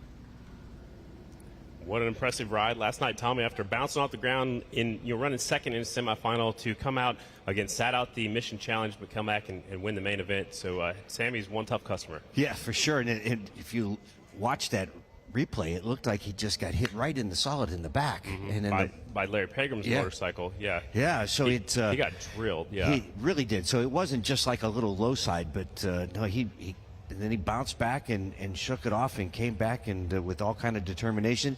Either you find that for me is either it breaks your spirit to the point where you're done, right? Or you're so sore, or it just gives you that little bit of extra momentum that you need to just put that behind you. Let's go to fight adversity and let's go back out there and really get it. And Tommy, earlier in the season at Joliet, he didn't even go down, but he bounced off the back straightaway wall. We'll take a look at this replay right here. Watch the sparks fly when Sammy's the fourth bike on the screen right there. Bounced off the wall. Bam. There's the sparks, and his foot went the wrong direction. You can see him look down like, hey, what happened? His feet went, the bones broke on the top of his foot. Here's yesterday, the front end just washed out underneath him. There's Larry Pegram running right into him. And then the bike kind of just slams him, and he bounces off the ground. Larry got all twisted up as well. Yeah, there's a look at the X-ray. I just saw that just the other day. That the right toe doesn't It doesn't look look like like it's they're connected. touching. Yeah. Exactly. I guess you don't need your little pinky toe, but he's doing this. This is his second race back after hurting his foot at Joliet. So again, as the late Donnie Bartman would say, tougher than a $2 steak, man. I mean, these guys, these flat track motorcycle racers are tough customers. We've seen that time and time again. This sport's tough, and the new safety features, keeping us safe out here. Got the air fence, got the airbag suit, the best leathers, the best helmet you can buy. We're going to take a quick break. We have opening ceremonies coming up at 6 p.m. Eastern right here at the New York Short Track. We'll be right back.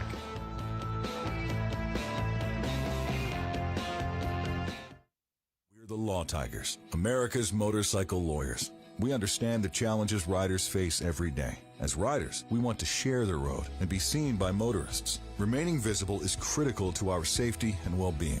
That's why we work tirelessly to promote motorcycle safety and awareness. We're proud to support our community that includes riders of all stripes.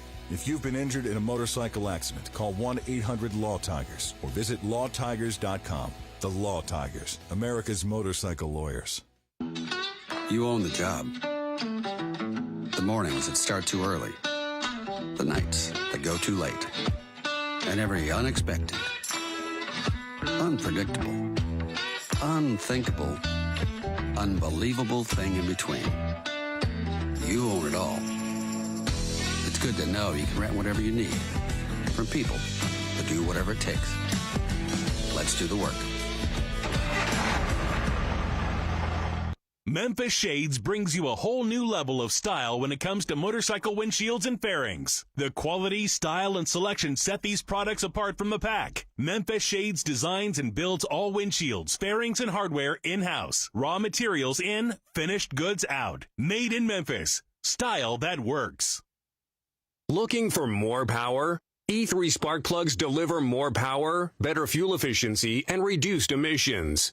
The secret is in the patented diamond-shaped ground electrode that promotes a more complete burn of the fuel. Proven on the dyno and on the racetrack, the official spark plug of American Flat Track helps power champions on 2 wheels and 4. Winners run E3. What are you running? Dunlop is the official tire of Progressive American Flat Track.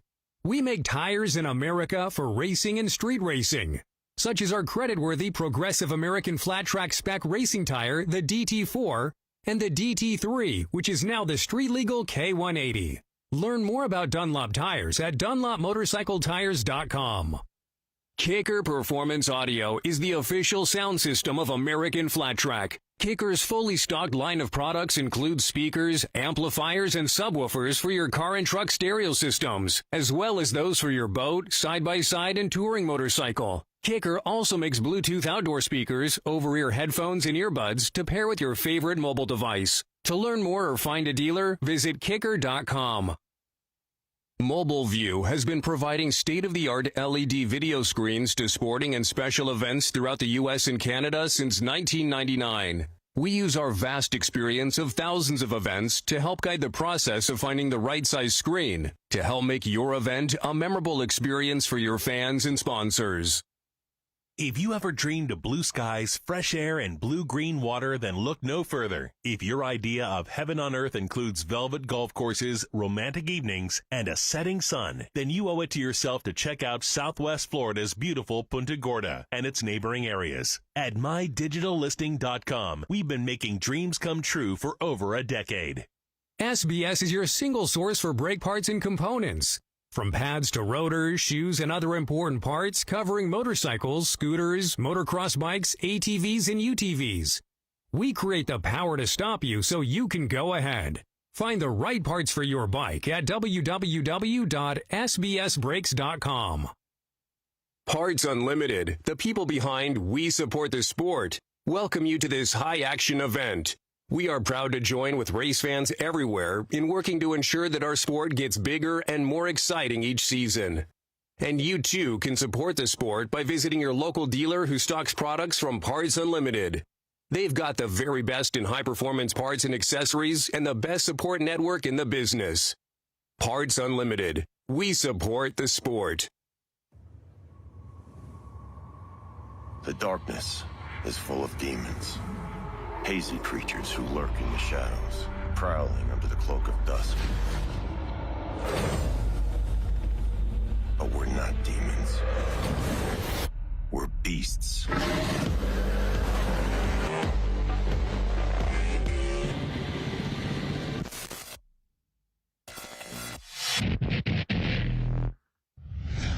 On Saturday, August 21st, the Peoria TT is back. American Flat Track returns to Thunder Valley for another epic showdown at the Peoria TT. Man, this is awesome. You see how bad these guys want it. All the fun, all the action. This is the race you don't want to miss. The Law Tigers Motorcycle Lawyers Peoria TT, presented by Country Saloon on August 21st. Get your tickets now at AmericanFlatTrack.com.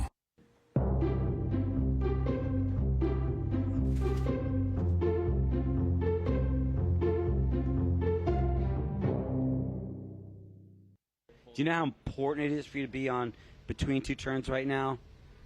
So important that we came up to 15 minutes after we were supposed to start, and you were like, oh, is that today? This is a big deal here. Yeah, I don't know. I got distracted this morning. What were you distracted doing? What in the world were you distracted doing? Life of a privateer. We were putting up tents, setting up bikes. Is it tough for you to race on a school night? I'm not back to school yet. Oh, are you allowed to go out late on school nights when you have racing? I'm all online school, so I kind of just do it in the mornings. And how do you have a social life? Do you have? Well, let me ask you this: do you have much of a social life outside of racing? Yeah, I actually do, because I went to public school, kindergarten through 9th grade, and then pulled out to go all online just for the racing aspect of life, and still got all my buddies and friends from that first half of life. What kind of classes, when you did go to school, what were the classes that you really liked doing? What did you excel at? I excelled in bring algebra. The mic just up a little bit I excelled closer. in algebra, math. You did? Any type like that, yeah. You're good at that kind of stuff. Yeah, actually. You won the Fast Brain Award. Yeah, I did in 2018. What is the Fast Brain Award? It's amateur nationals. They give it to a smart kid, has a good GPA, good kid, and also fast on the track. So kind of like an all-arounded kid. I assume there's not a lot of competition out here in flat track for the Fast Brain Award, right? There's only a few of us that have won it. I think myself, I don't know of anybody else pro right now that did. The thing I like about you is you are a kid, you have fun, you're goofy, you do kind of fun stuff. You admit that. Yep. But when you're on the track, you're ruthless. You're like focused and a little bit, I'm not going to say the word terrifying, but you're so driven, like you don't seem to have fear. Would that be a pretty good assumption about you? Yeah, I mean, I'm young. My dad says it. He's like, the younger you are, the more you're going to take those risks. You're going to pick it up earlier in the corner. And, yeah, I don't know. I like to have fun. We're at the track to have fun. It's a good day any day you're at the track. So try to keep that positive attitude no matter what's going on. Now, when you're growing up, considering your dad, Joe, is one of, I think, only like 15 riders that have won on every single type of track.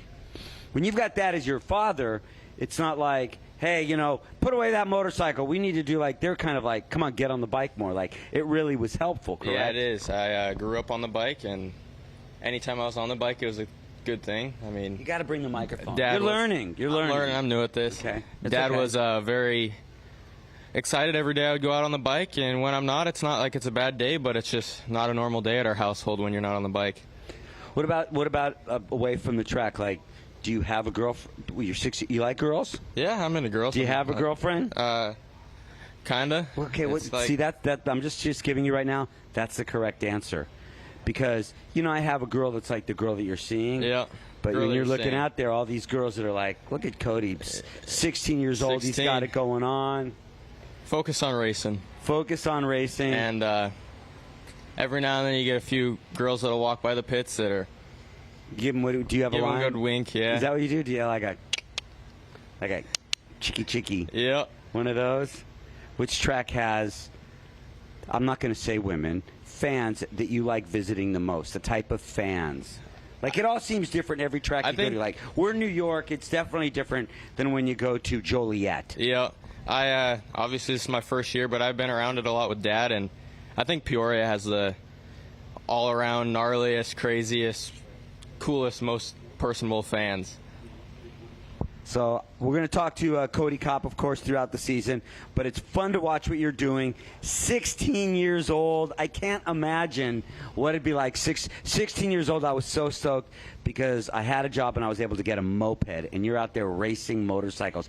Do you see like a stairway, like where you want to go and where you're hoping to be in like 4 or 5 years? Is it progressing to Super Twins and then going to something else, or what is your goal? Yeah, I definitely have goals set for me, long term and short term, and eventually I'd like to get to Super Twins if that's the top class here in 4 years. It could be different, nobody knows, and yeah, win a championship in the premier class is definitely the goal. What kind of music do you listen to? Do you listen to music? I'm kind of into reggae, kind of like the... Are you into reggae? Yeah. Didn't picture you as a reggae guy. What'd you picture me as? I don't know. Yeah? I don't know what you crazy kind of kids. reggae, I don't know what you crazy kids listen to. New pop, I guess. I don't know. Little Have rap. you ever met any rock stars or musicians? Not that I know of. If you could meet like any musician, who would you want to meet? I don't know. That's a tough one. I'd rather just meet like a Ken Roxon or somebody like that, like a supercrosser guy or somebody like that. You know, look up to them a lot. But Ken Roxon, I guess I did. Ken Roxon lives a rock star life. Yeah, he does. You know, fancy cars. He's stylish. Yeah. When you start making money, would you go that route, like the fancy cars, stylish? I don't know. I had that conversation with Mom. I was like, I'm more into the modern stuff. She's kind of more into the older looking buildings and stuff, and I'm like, oh, I like that modern looking building downtown. I don't know. I look more into the future, and yeah. You said real quick, and I interrupted you, which you got to get used to. Somebody that you met. Oh, I did meet we were at Sturgis 2 years ago, and I was we were at the one of the concerts just because we raced that day, and one of the concerts was playing, and we walked backstage because it was the night of the AFT National, just to get to the track, and all of a sudden there comes Snoop Dogg around the corner. So, what'd you say when you said, did you go, Snoop Dogg? I was young. I don't even remember what I said. You were young. But like a month ago. Yeah, 2 years ago, 3 years ago, but I don't even remember what I said, honestly. Brushes with Greatness. But I do remember Cody meeting Kopp him. And Snoop D-O-double-G with a Katie K-O-double-P. Wow. Wow, that was pretty good. We'll That's use pretty that. good. Thank you very much.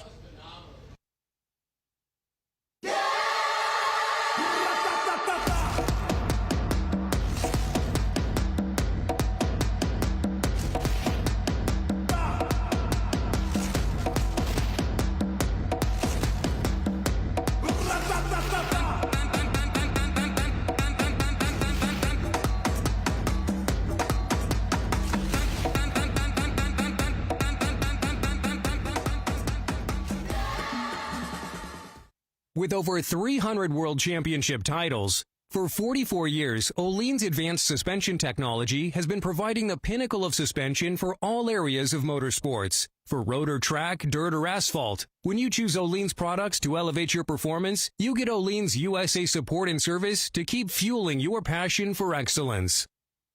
Parts Unlimited, the people behind We Support the Sport, welcome you to this high-action event. We are proud to join with race fans everywhere in working to ensure that our sport gets bigger and more exciting each season. And you too can support the sport by visiting your local dealer who stocks products from Parts Unlimited. They've got the very best in high-performance parts and accessories and the best support network in the business. Parts Unlimited. We support the sport. Tired of replacing your battery every year? It's time to buy the world's best lithium battery, the Pulse IPT, with up to 1,200 cranking amps and unmatched reliability. There's no better battery for your bike. Visit Full Spectrum Power in the paddock today or on Instagram, Facebook, and the web. Start something. Power everything. Brought to you by Yamaha and its best-in-class lineup of power sports vehicles. For more information on how you too can experience the pinnacle of performance both on and off-road, visit YamahaMotorsports.com. You don't take greatness for granted, and neither should your gear. We are Torch Eyewear, and we design sunglasses for protection, performance, and chasing your passion. For more information, visit our website at torcheyewear.com and click on our free Home Try-On program. Cardo Systems is the official Bluetooth communicator for American Flat Track. Whether on the road or at the track, The Cardo System's industry-leading mesh technology keeps you and your fellow riders connected. Racers like Sammy Halbert rely on Cardo for street riding entertainment, as well as a training tool at the track. All Cardo communicators are fully waterproof, dirt-proof, and feature sound by JBL. For more information, check out cardosystems.com and follow Cardo on all social media platforms at @CardoSystems. Whelen designs and manufactures reliable and powerful warning lights, white illumination lighting, sirens, controllers, and high-powered warning systems for various industries worldwide. Every part of every Whelen product is proudly designed and manufactured in America. On the road, in the air, and around the world, Whelen is trusted to be seen, trusted to be heard, trusted to perform. If you ever dreamed of blue skies, fresh air, and blue-green water, then look no further. If your idea of heaven on earth includes velvet golf courses, romantic evenings, and sun setting, then you owe it to yourself to check our Southwest Florida's beautiful Punta Gorda and its neighboring areas. At mydigitallisting.com, we have been making dreams come true for over a decade. Supporters of American Flat Track since 1999, our team of professionals are ready to help you find your vacation, investment, and permanent new residence in paradise.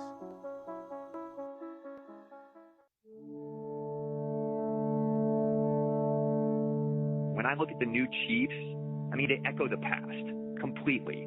The single down tube frame. But what really grabs a hold of me is the engine that echoes the past of like the flathead side valve original version.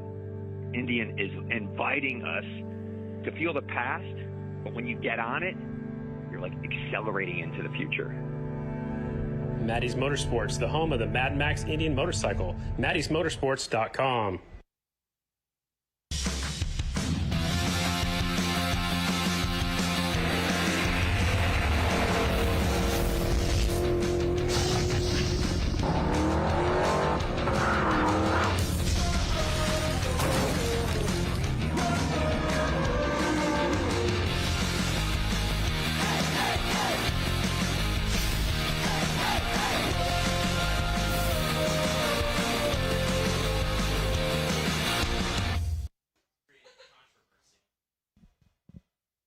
And welcome back to Mission Foods New York Short Track, presented by Mad Max Indian Motorcycle. Coming up at 6 o'clock, opening ceremonies. Right after that, we'll get into our Mission Super Twins semifinals. We'll have two of those, two AFT Production Twins semifinals, and then our AFT Singles semifinals. I'm Scotty Dibbler, the voice of American Flat Track, up in the booth, up by Race Control, getting set to go again at 6 o'clock with opening ceremonies, Eastern Time Zone. And again, for you fans tuning in at home, switch on over to TrackPass on NBC Sports Gold right after opening ceremonies. We'll switch all the action over to TrackPass. Action last night in the Mission Super Twins class. Let's take a look back at what happened last night. There goes early on in the semifinal. Sammy Halbert goes down, collecting the 72 of Pegram, and Robinson has nowhere to go, goes up into the air fence. All three riders would continue on. Last night, here's a look at the main event. Breyer snags the whole shot on the bottom of the racetrack. Jared Meese goes to the high side. Sammy Halbert right there in the middle. This is, again, last night's main event action. Sammy Halbert had been winless since last year at the Springfield Mile in 2020 after bouncing off the ground. Showing you what kind of determination this young guy has. He's battling for the lead. Here's the battle for third spot. Jared Meese finally gets by Bronson Bauman after Bronson ran third almost the entire main event. Jared would hang on to that third spot. They had a good battle. Here's when Breyer took the lead away, but then gets sideways. Sammy Halbert comes back around to take the victory out here. This is, again, another look at that replay. Breyer gets a little bit sideways, coming off of 4, trying to run the very bottom of the racetrack. Sammy takes the win. Double checkered flags out for Sammy Halbert. Coolbeth Nyla Racing taking the win after bouncing off the ground. There's Kenny Coolbeth right there. And they're coming back out here, taking a look at the point standings after last night's round number 9. It's round number 10 tonight. Breyer Bauman has a commanding lead now, 184, 3 wins on the season. Robinson's second with 151, 2 wins on the season. Jared Meese 1 point behind Robinson for third with 2 wins. And Van de Kooi trying to keep his name in the mix of things, back here in fourth with 139. J.D. Beach sitting in fifth with 122 with that Atlanta Super TT win. Brandon Price, Bronson Bauman, Davis Fisher's going good out here tonight. He's sitting 8th in the point standings. Colby Carlisle in the top 8 in the point standings. Again, we're at the New York Short Track. Opening ceremonies coming up at 6 o'clock. We'll take one quick break. We're going to lay low when we come back. Opening ceremonies coming up next here, live from New York.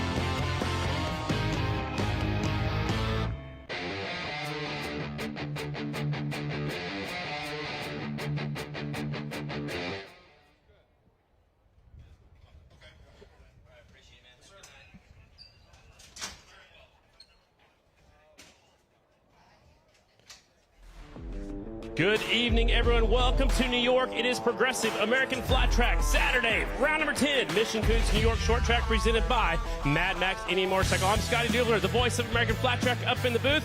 And now let's go down to that victory podium to my recently engaged rock star himself. You've seen him on MTV. He also brought back the ball not too long ago. He does the Cat House podcast. Check him out. Let's go down trackside.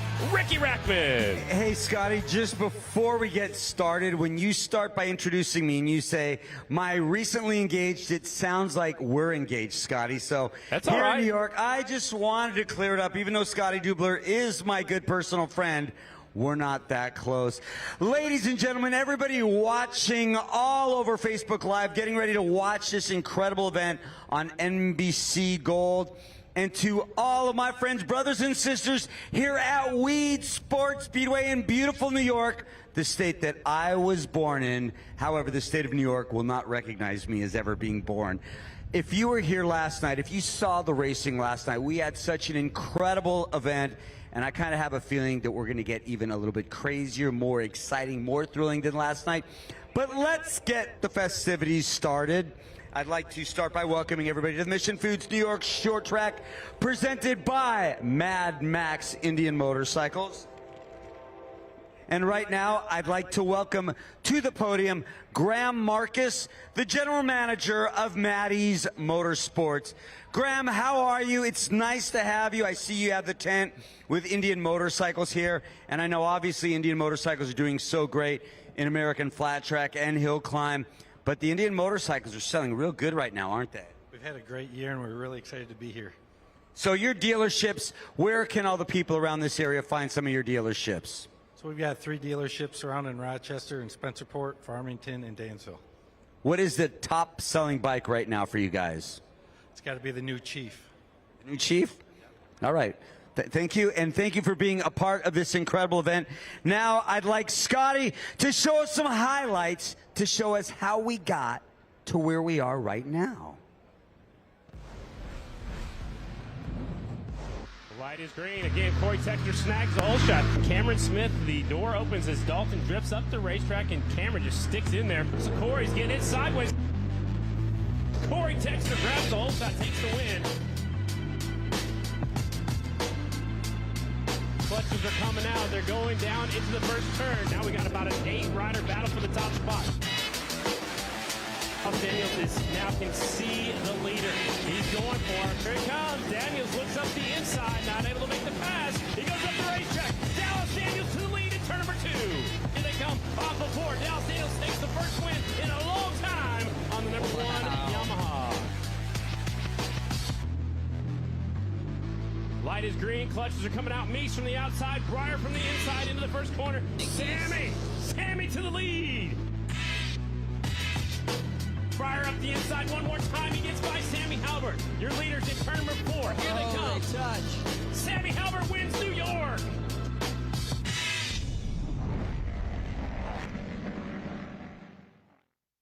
One, two, three. And now let's get into the top 5 of our Mission Foods Super Twins point standings. 5th in the point standings, number 95's on the number plate from Philpott, Kentucky. Your Atlanta Super TT winner, doing it for Estenson Racing. Monster Energy on the Yamaha, number 95, J.D. Beach.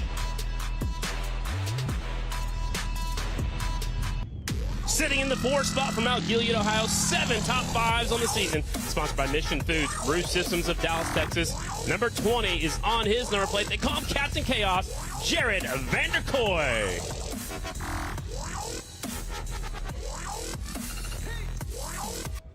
Third place in the point standings from Sebastian, Florida. 2 wins here in the 2021 season, sponsored by Indian Motorcycle, Progressive Insurance, Rogers Racing, STI Racing, and many more. The number 9, the Jammer, Jared Mees.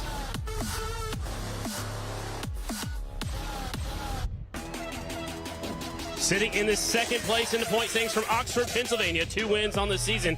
Also sponsored by Mission Foods, Bruce Systems of Dallas, Texas. The big number 44, the Revolver, Brandon Robinson.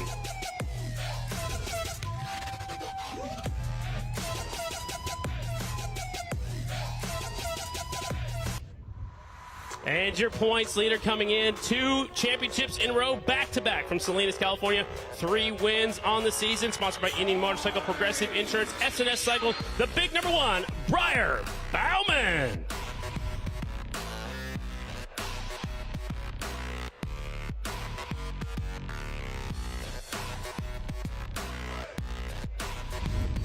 And let's go back to that victory podium. Ricky Rackman is ready for some more exciting stuff down there on the podium.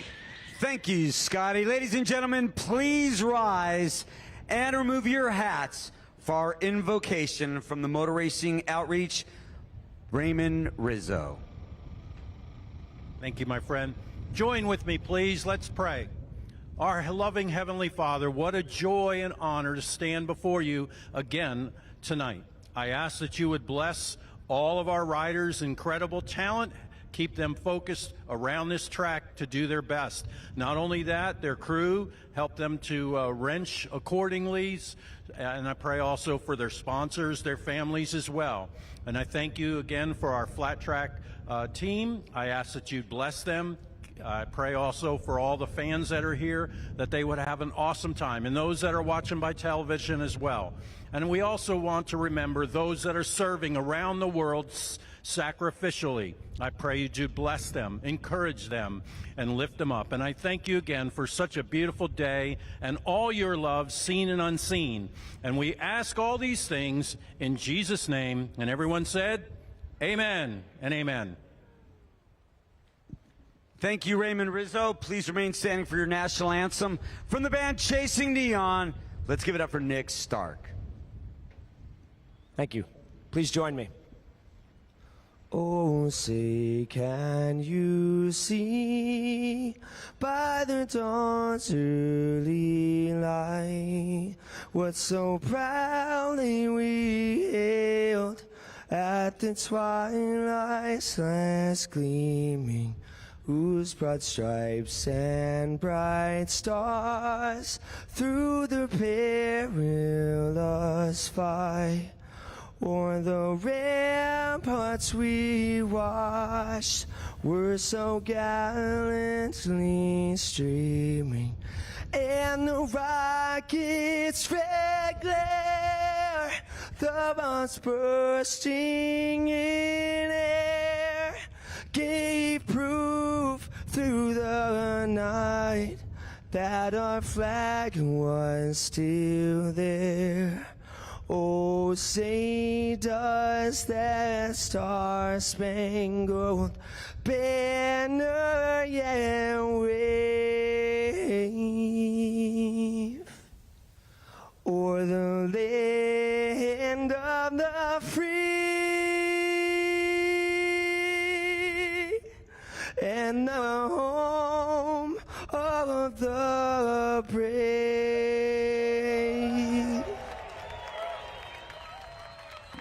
Let's give it up for Nick Stark from the band Chasing Neon. You can see the band Chasing Neon just over in the fan zone. Now, brothers and sisters, ladies and gentlemen, before we get this evening started, I just want to say one thing. You don't have to look far to see all the craziness going on in the world. We've all got difference of opinions about this or about that, but tonight we're all here for one thing. Tonight we put all of those things aside and we rejoice in our love for motorcycle racing. We are going to have a great night tonight. I know everybody at home is going to have a blast. I know all the crazy friends of mine here at Weedsport Speedway are ready for an exciting evening. Am I correct? They were so excited they wanted to keep it inside and not make a lot of noise. But deep inside, they were screaming, yelling. I am so ready for tonight. I know that all of you are ready for tonight. Back to you,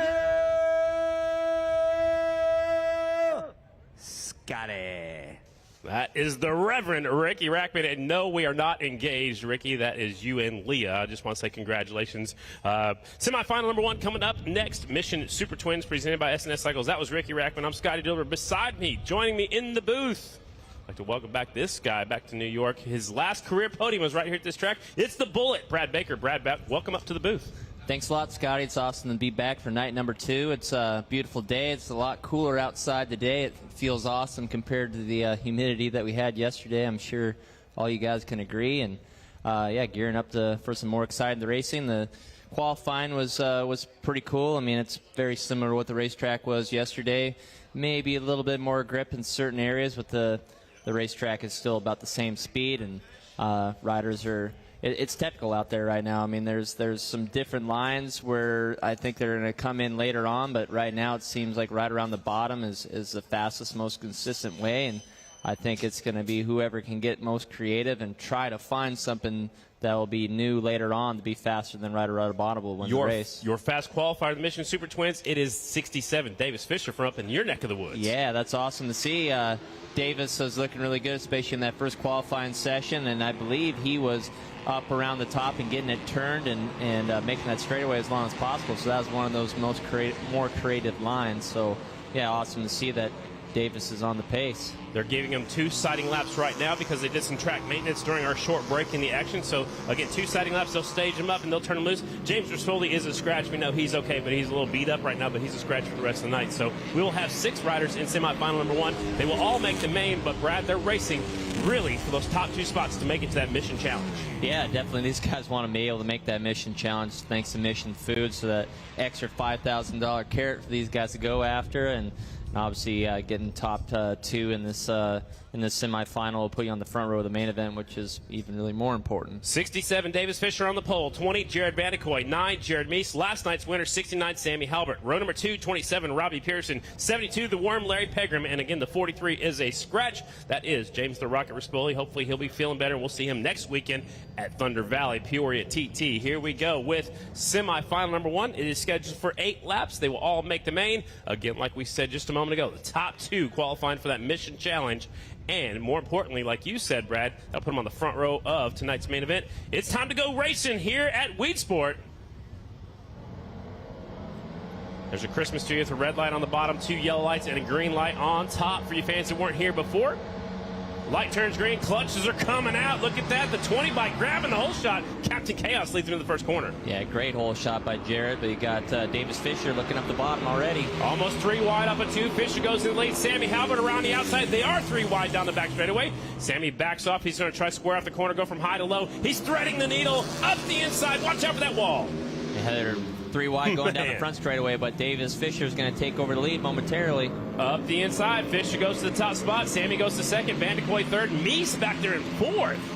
Yeah, this is awesome to see out of Davis Fisher. This is the best that I've seen him all year long. It's the best we've seen pretty much since Rapid City, South Dakota a couple of years ago, I think.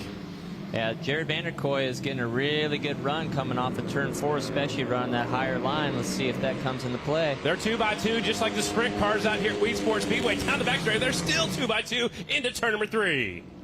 Yeah, Davis is down on the bottom with Davis, Jared, and Sammy down on the bottom, and Jared Vanderkoy trying to keep up his momentum as much as he can around the top. And you got to be committed to that high line and do it lap after lap, and it's working out for the 20. Here comes Meese up the inside. They're 3 wide down the back straightaway here in semifinal number 1. Yeah, Davis slipped up just a little bit, and that let Jared get the drive underneath him. Here they come off before Meese and Vandekoy, the 2 Jareds out there. Meese goes to the lead, the 5-time champ. Davis Fisher hung out to dry right in the middle. Sammy Halbert right behind him. Last night's winner sitting back there in 4th. Yeah, this is great racing. Jared Vanderkoy has the harder way around the racetrack. He has to run it in so much faster to carry his momentum. Is it more physically demanding than stopping earlier and slowing it down into the corners? I think it would actually just be more mentally taxing, knowing that you have to, run it in that hard and be able to not make that mistake on the bottom. You kind of just more a go slow to go fast type of deal on the bottom. You got to be very patient down there. Jared Meese on the bottom. Jared Vandekoy on the high side. Now Sammy Halbert's put himself in the 3rd spot. I know he likes money. He likes that $5,000 carrot that's dangling right in front of him. He has to pass one more guy, but the top 2 start to pull away as Vandekoy makes a mistake in turn number 2 that time. Yeah, he slipped just a little too wide and got up above where there really wasn't any water yet on the back straightaway. White flag is out. 1 lap to go around the Weedsport Speedway short track. Meese goes into the lead. Vandekoy's not giving up on the high line just yet. Sammy Halbert sitting in 3rd. Davis Fisher in 4th. Bugs Pearson rounds out your top 5. Last lap, semifinal number 1. Here comes Vandekoy back to the high side one more time. Yeah, Jared cut tracks lower than anybody had. He's going to bring home the win here. Meese taking the win. Van de Kooi second, a close second. Sammy Halbert third. Davis Fisher is fourth on the 67. Pearson is fifth. Larry Pegram rounds out your top six. Again, the fastest lap of the race was the last lap by Sammy Halbert, a 19.015 on that last lap for Sammy. The fastest lap previous to that was a 19.025 for Jared Meese. So it's Jared Meese taking the win. Jared Van de Kooi is second. Sammy Halbert is third. Davis Fisher up there in that four spot. Pearson and the 72 of Larry Pegram. So pretty consistent lap times out there for these leaders. It's going to be a great race. Again, later on we stage them all up together for their main event. That was semifinal number one. Up next, semifinal number two, as they start rolling onto the racetrack, they will get only one sighting lap. And it looks like we're trying to get a word with our winner here real quick before we get into the starting lineup. Kenny Tolbert takes the motorcycle away. Jared Meese taking his helmet off. Folks are going to get two sighting laps for this next trip. Let's go to Kristen Beat right now. Kristen.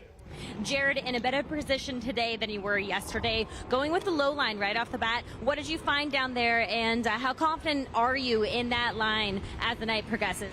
Yeah, I mean, Craig Pickett says I need to win the thing on the bottom, so I went to the bottom.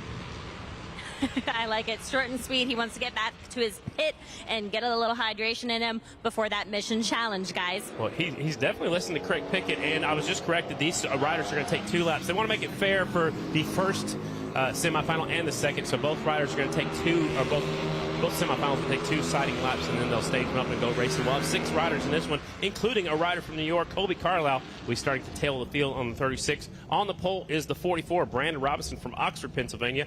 Briar Bauman will be starting second, our two-time and defending Grand National champion from Salinas, who will start second on the 1 Indian. 92 is Brandon Price from Whitehall, Maryland. 95, J.D. Beach made his way all the way up to a 6th-place finish last night on the Estenson Yamaha. Row number 2 is Bronson Bauman, way back there. He was having a great night last night. If he's going to have the same effect here tonight, he's got to come back from the second row. And again, from Canandaigua, New York, this is his home track, number 36, the Flying Tomato, Colby Carlisle. Semi-final number 2, again, for you folks that haven't been to flat track out here, we have a Christmas tree on the inside of the starting line.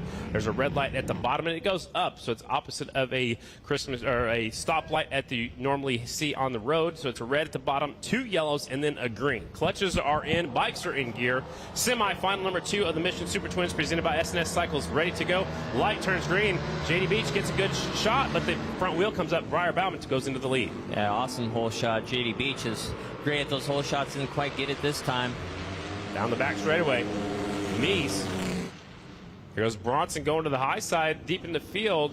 No, I'm sorry, it's B-Rob. It's Robinson going to the high side. So Robinson is teammates with the 20 of Van de Kooi. They might be settled into the high side. Now Robinson goes in behind the number 1 of Briar. Briar goes in high, and he loses the lead down here, turns 1-2, but he comes back up the inside. That was an awesome high low. Just kind of looked over his shoulders, seen that he had it to be able to drop back down.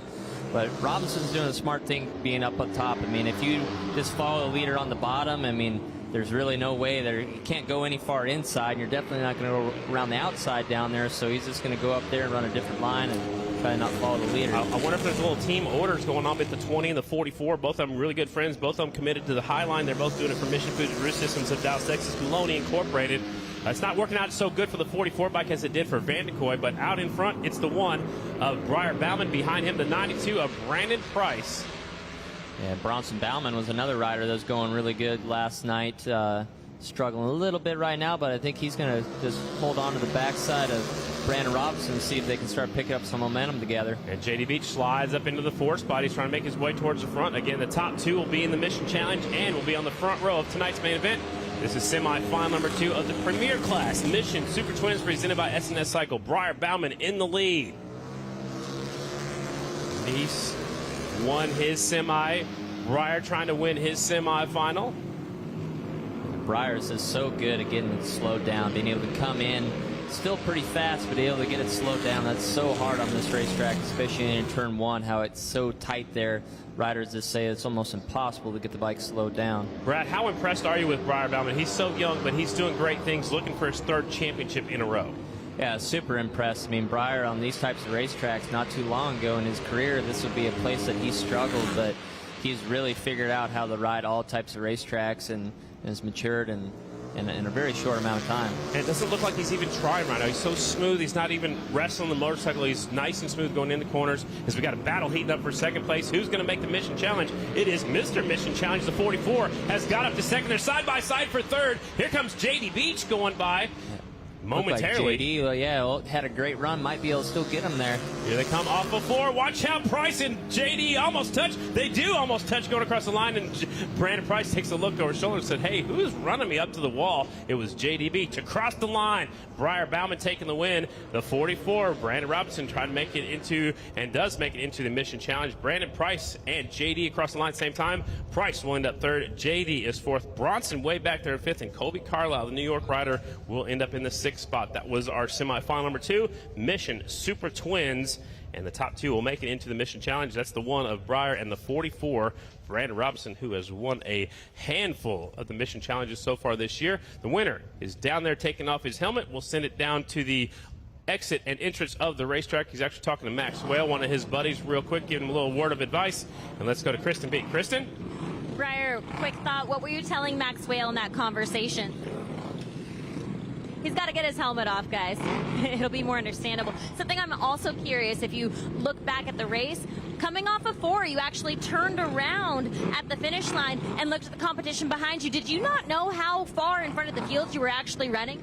No, you have no idea, and it's so weird because we're riding these motorcycles to like a quarter of their potential. We're just kind of cruising around, tiptoeing, and I like to get it on, honestly. The Indian motorcycle powered by Progressive is a sporty motorcycle. It goes fast really well, so I was actually just kind of looking around, checking the track out, and just kind of getting a feel for what's going on, but good semi-win. I would love for the bottom to go away and we have to go to the top because I'm not really a bottom feeder. Is that what you were sharing with Max Whale? We've been second-guessing what we're doing all night. We're kind of trying to figure out what the track's going to do, and shared it with Max. I'm going to go share it with my wife, Shayna. Well done. Thank you. Briar wants to go to the high side. He's kind of hoping the bottom wears out as the production twins roll onto the racetrack. Their first semifinals, Briar goes straight to Shayna and tells her what he just found out. So AFT Production Twins semifinals presented by Vance and Hines, semifinal number 1. Last night's winner and current points leader, the 65, Corey Texter, will be on the pole from Willow Street, Pennsylvania. 49, Chad Coast will start 2nd. 25, Ben Lau will start 3rd. And the last bike on the front row, Johnny Lewis on the Royal Enfield. Row number 2, last night's second place finisher, Cameron Smith, is on the 44. 223, Jeffrey Lowry. 22 is Mitch Harvitt. 90 from Medina, New York, is Brandon Newman. And row number 3, the 16 of Garrett Wilson from Milford, Pennsylvania. Top 8 will make it into the main event. So one of these riders will not race in tonight's main, Brad.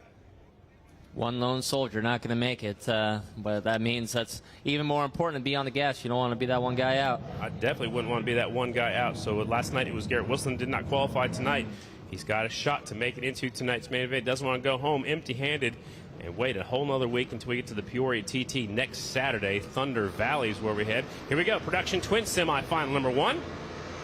Corey Texter's been a hole shot machine. He's on the pole. He snags yet another hole shot as Chad Coast's front wheel goes up in the air. The 10 of Johnny Lewis ducks into 2nd. He gets in line right behind Corey Texter off of turn number 2.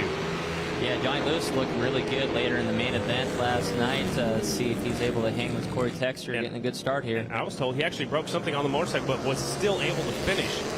Ben Lau goes way up the racetrack, up by the front straightaway wall. Chad Coast slides himself into the 3rd spot. So, again, 8 of these riders will continue on to the main event. 1 rider will be done for tonight. Down the back straightaway, Corey Texter with a big lead, already going into 3. Here comes Johnny Lewis on the bottom. 1 rider going up the high side. It's the 25 of the Holly Hot Rod. Ben Lau going up to the high side.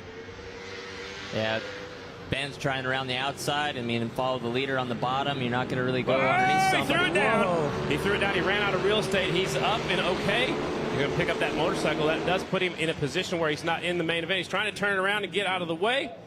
He's trying to get out of harm's way. He's all right for you folks that can't see where he's at. There he is on the screen. He's trying to get out of the way, and we're going to keep on racing. So we race until we see a red or a checkered. So Ben Lau will take it into the pit area to his mechanic, but he is all right. He's going to take it back to the pit area. Very disappointed, though, because he's run out there battling for the top spot. Just ran out of real estate. Well, yeah, let's watch the replay here. Watch the right in front of us. They just come around on him. For sure. It's a little too much speed, and the bike snaps sideways. Looks like he's getting a little bit slick at the top of the racetrack. We'll see if he's got a provisional left yet. He's not using provisional, so he will possibly have to use that provisional. So that might put 17 riders into the main event. Here's the battle for 2nd, the Royal Enfield, the Harley-Davidson, Johnny Lewis on the 10, Chad Coast on the 49.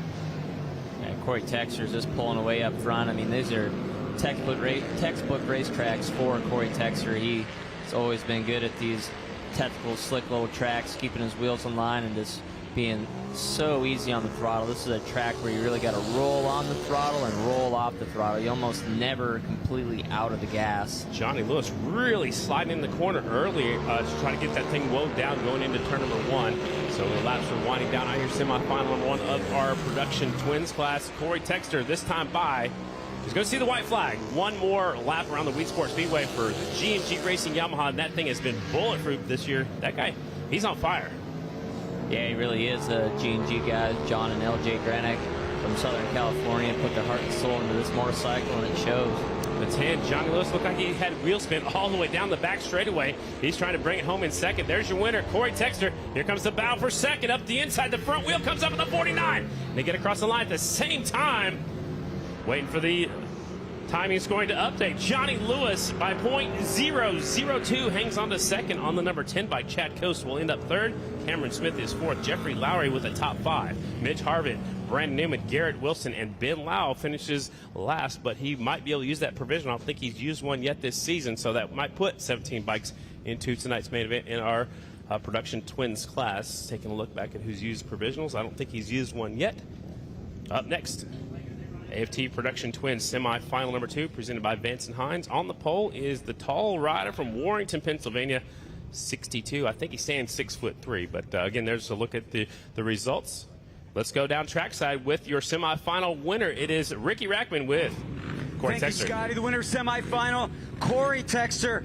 You're kind of getting a habit of this. It's not getting easier, or are you just that confident right now? I'm really confident. You know, I feel good about the bike, the racetrack. You know, I'm just gonna keep doing what I'm doing. I feel like we have a good program, good thing going. The track feels good. It's gonna change a little bit in that main event, but I think we proved yesterday we can adapt to that as well. And we'll just go out and try and make circles and try and get another win. So this guy's got what, 5 wins now, right? Are we at 5? He's not even counting wins. Well, we are. Corey Texter, the Bear, winner semifinal number 1. Let's take a look at a replay from the racing action semifinal number 1. Brad, let's see what we see right here on this replay as they line them up semifinal number 2. We'll try to get that replay a little bit later on. Dan Bromley's on the pole. Jeremiah Duffy will start second on the 42. 68 is Ryan Barnes. 30 bike Brock Schwarzenbacher. Row number 2, 79 Dalton Gauthier was on the podium last night. 64, Danny Eslick, Tulsa, Oklahoma. 161, Casey Sisko. And the 133, David Wiggin, also from Tulsa, Oklahoma, out there. This is semifinal number 2 of our production twins. All these riders will make the main. They're racing for their starting pick in that main event. Yeah, these guys, they want to get on the front row. It's very, very important on this type of racetrack where it's hard to pass. 10-second board goes up. She will turn it sideways and walk off the racetrack. I like Brock Schwarzenbacher's looking pretty racy today with his green leathers. Got really sideways a couple times, but he's got it figured out. Bromley's on the inside, the 62. Jeremiah Duffy, the 42.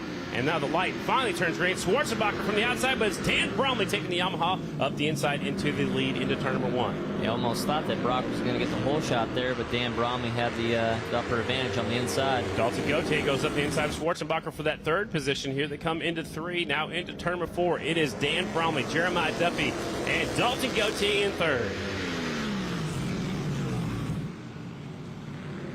Dan Bromley was looking awesome last night. Was running a really cool line, getting the thing squared up, but right down on the bottom now. It's awesome also to see Dalton Gauthier back out there. I didn't know if he's going to be able to ride today with how bad his ankle was. And Kristen's got a little bit more on Dalton Gauthier. Kristen? Yeah, guys, a note on Dalton Gauthier. I spoke with him right before he came out to this event. He told me obviously his left foot is still causing him a lot of pain. He told me he actually can't put it down. And if you guys remember, that's a very important put in American Flat Track as he makes the pass for the lead here. He can't drag his left foot due to that injury. However, he looks really sporty out there, guys. Looking really good out there as he goes into the lead, barely putting that left foot down. He caught that hole going into turn 1 yesterday, and it took the whole leg backwards. But look at him almost going over backwards right there, getting a good drive, pulling the front wheel, but he's barely dabbling that left foot. Brad, how hard is it to ride? Norton used to use that left foot, but now he's not able to do that right now. Well, thankfully on a track like this, how slick it is, you kind of you put your foot out there more as a weight balance. You never really have to put a lot of weight on it unless the front end starts to push. It's like almost in a emergency situation is when you have to use that foot. even in normal circumstances. But that's the hard part, is if you do have to use it, that's going to be a hard thing for him. But right now, you just kind of see all the riders. Schwarzenbacher catches his foot, goes up the racetrack. I thought he was going off the bike. Sorry, Brad, but Schwarzenbacher went up the racetrack. I thought that was going to be bad. For sure, but you can see all the riders how their foot's almost just a couple inches above the ground. They're not really putting it all the way down. It's kind of using it, dabbing it into the ground. So thankfully, it's not going to affect him too much. Watch the 30 bike right here, Brad. He catches his foot right there, and it stands him up just enough to upset him and go up the racetrack. That's why you don't want to put your foot down. That's exactly right. That's what happens. The Schwarzenbacher goes back to spot. Now he's battling back. Schwarzenbacher's feeling pretty racy on that 30 bike. The white flag is out for Dalton Gauthier. One more lap to go. Yeah, this is the best we've seen Brock Schwarzenbacher in a long time. Awesome to see. He's feeling comfortable. He's out there running fourth right behind Barnes. The bright green leathers back there third and fourth. Last lap, it is Gauthier. Evidently he's not feeling enough pain to slow him down. Here he comes with the injured left foot. Dalton Gauthier and the Boswell Harley-Davidson taking the win. Dan Bromley second. You got Barnes in third. Schwarzenbacher again looking really racy with fourth. Then you got the 42. Duffy is in fifth. So Gauthier taking the win. Again, Bromley right there second, 1.3 seconds behind the leader. Barnes third. We're updating the screens right here as we're watching it. Barnes is third, Schwarzenbacher, Duffy round out the top five. Here's yesterday. Watch the 79. Watch his foot right about there. Wow, that was bad. And he went up the racetrack from there, but still made it into the main event and still finished on the podium. For sure. There's been a lot of riders in the history of flat track that either broke their left ankle or twisted their left knee from doing that. So he's very lucky that did not happen. Absolutely. So that was Dalton Gauthier again. He can barely stand on his foot right there. He's going to try to take that helmet off. Ricky Rackman is down there with your semifinal winner. It's the 79 of Dalton Gauthier. Dalton, I don't know how you do it. I know you've got to be in a lot of pain. When you're out there riding, can you feel the pain, or do you just kind of phase it out? I can definitely feel it, but I'm just manning up pretty much right now. Yeah, that hurt a lot, but I'll be ready for the main. I'm going to ice it after this and be ready to go. So, yeah, I just put my heart out there pretty much. Yeah, it hurt a lot, but just going to keep going, moving forward, and trying to get a win off here tonight. Well, I won't keep you standing up here too long because you can tell that Dalton is in a lot of pain. But it's amazing the tolerance of pain that these guys have to deal with and then still get out there and race. Absolutely. So tough guys out here in American Flat Track, but he has made it into the main. He'll be on the front row of the main event. Up next, AFT singles semifinals. There'll be two of them. We have 13 riders scheduled for the first one. We'll take one more look at the replay. Watch Dalton, the leader's left foot, right about here. Snaps it backwards, but somehow he's still out there racing. Man, I don't know if it hurt his left leg, his left ankle, his knee, all the above, but whatever, it's hurting, but he's still out there. For sure. Sometimes it'll actually stretch and pull a rider's groin muscle, pull their legs so far back. So there's a lot of things you can mess up doing that. We have two AFT singles coming up next, semifinals, and we have the Royal Enfield Build Train Race main event. After that will be the Mission Super Twins Mission Challenge, and then we have a scheduled intermission break at about 7:35. Unfortunately, the open paddock area, the pit area, will be closed for you fans. We do apologize about that. We're following the new CDC guidelines. Again, no open paddock area.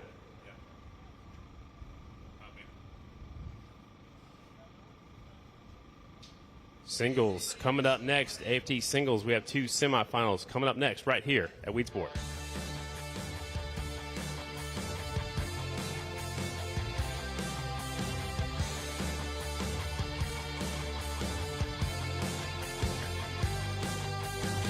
Maxwell, your points leader, factory Red Bull KTM riders struggling out here so far today. Actually is in the first one. He'll be starting fourth on the front row.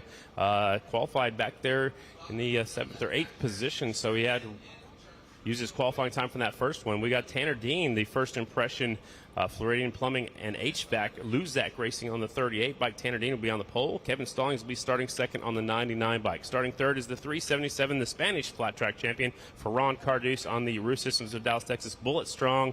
And that is also the Wally Brown Racing Suzuki on the 377. And then your points leader by 1 point, the 18 of Maxwell Kundu, Australia rider, Red Bull KTM factory rider. Row number 2 is Ryan Wells, the 94, First Impressions Race Team, Floridian Plumbing and HVAC rider. 52, Shayna Texter Bauman, Willow Street, Pennsylvania. She's on the Red Bull KTM factory racing bike. 105, Brandon Kitchen, Clifford, Michigan on the Husqvarna. 143, Cody Kopp, Hot Rod, used the provisional last night to get in the main. He'll be starting 8th in this first semifinal. Row number 3, 243 is Jared Lowe. 110, Damon Ream in his second pro start. Then we have the 109, Billy Ross. 161, Casey Cisco. And row number 4, 176, Michael Lanehart from Albany, New York. All right, let's get another race report from Kristen B. Kristen. Yeah, thanks, Scotty. At round 9 in the AFT singles class, the top 4 riders were on 4 different brands of bikes. Yamaha, Honda, Suzuki, and KTM all represented in that. Now, when I checked in with Red Bull KTM's Max Whale, who is now only 1 point ahead of Dallas Daniels in the singles standings, he told me something that is true in all 3 classes. A top 5, a top 10 won't do it anymore. You have to race for wins in this series because every rider, especially in the top 3, shows up and has a complete day, which means from the time they unload the bike to the checkered flag, the bike and rider are won. Absolutely, you got to finish up front and keep finishing up front. I think podium finishes are what you have to do now. A top 5 isn't good enough anymore in this class. You got 1 point separating the first 2. They got a little bit of a 37-point advantage back to Wiles and Morgan Mishler tied for 3rd right now. The 38 bike, he knows his way around the racetrack. He won here back in 2018. That's Tanner Dean. He's on a new team this year. It's the first impression race team, Floridian Plumbing and HVAC. 38, Tanner Dean's on the pole. Stallings was fast qualifier yesterday. He'll be starting 2nd. Ferran Cardus on the front row on the Wally Brown Racing Suzuki. 18, Maxwell, the factory KTM. So again, on the front row, 2 Hondas, a Suzuki, and a KTM. It's going to be a good one, Brad. Yeah, it's going to be a really good one. The singles class has always been really the most exciting racing of the night. I mean, there's so many good riders in this class. It's awesome to watch. So it looks like none of the top 3 riders from last night's main event are in this one, so they're going to be all stacked together in the second one. That doesn't mean this one's no slouch because your fast qualifiers on the pole. Here we go. Semifinal 1, AFT singles. Tanner Dean grabbing a hole shot. Stallings is right there. Rider from the outside drops the bottom of the racetrack. There goes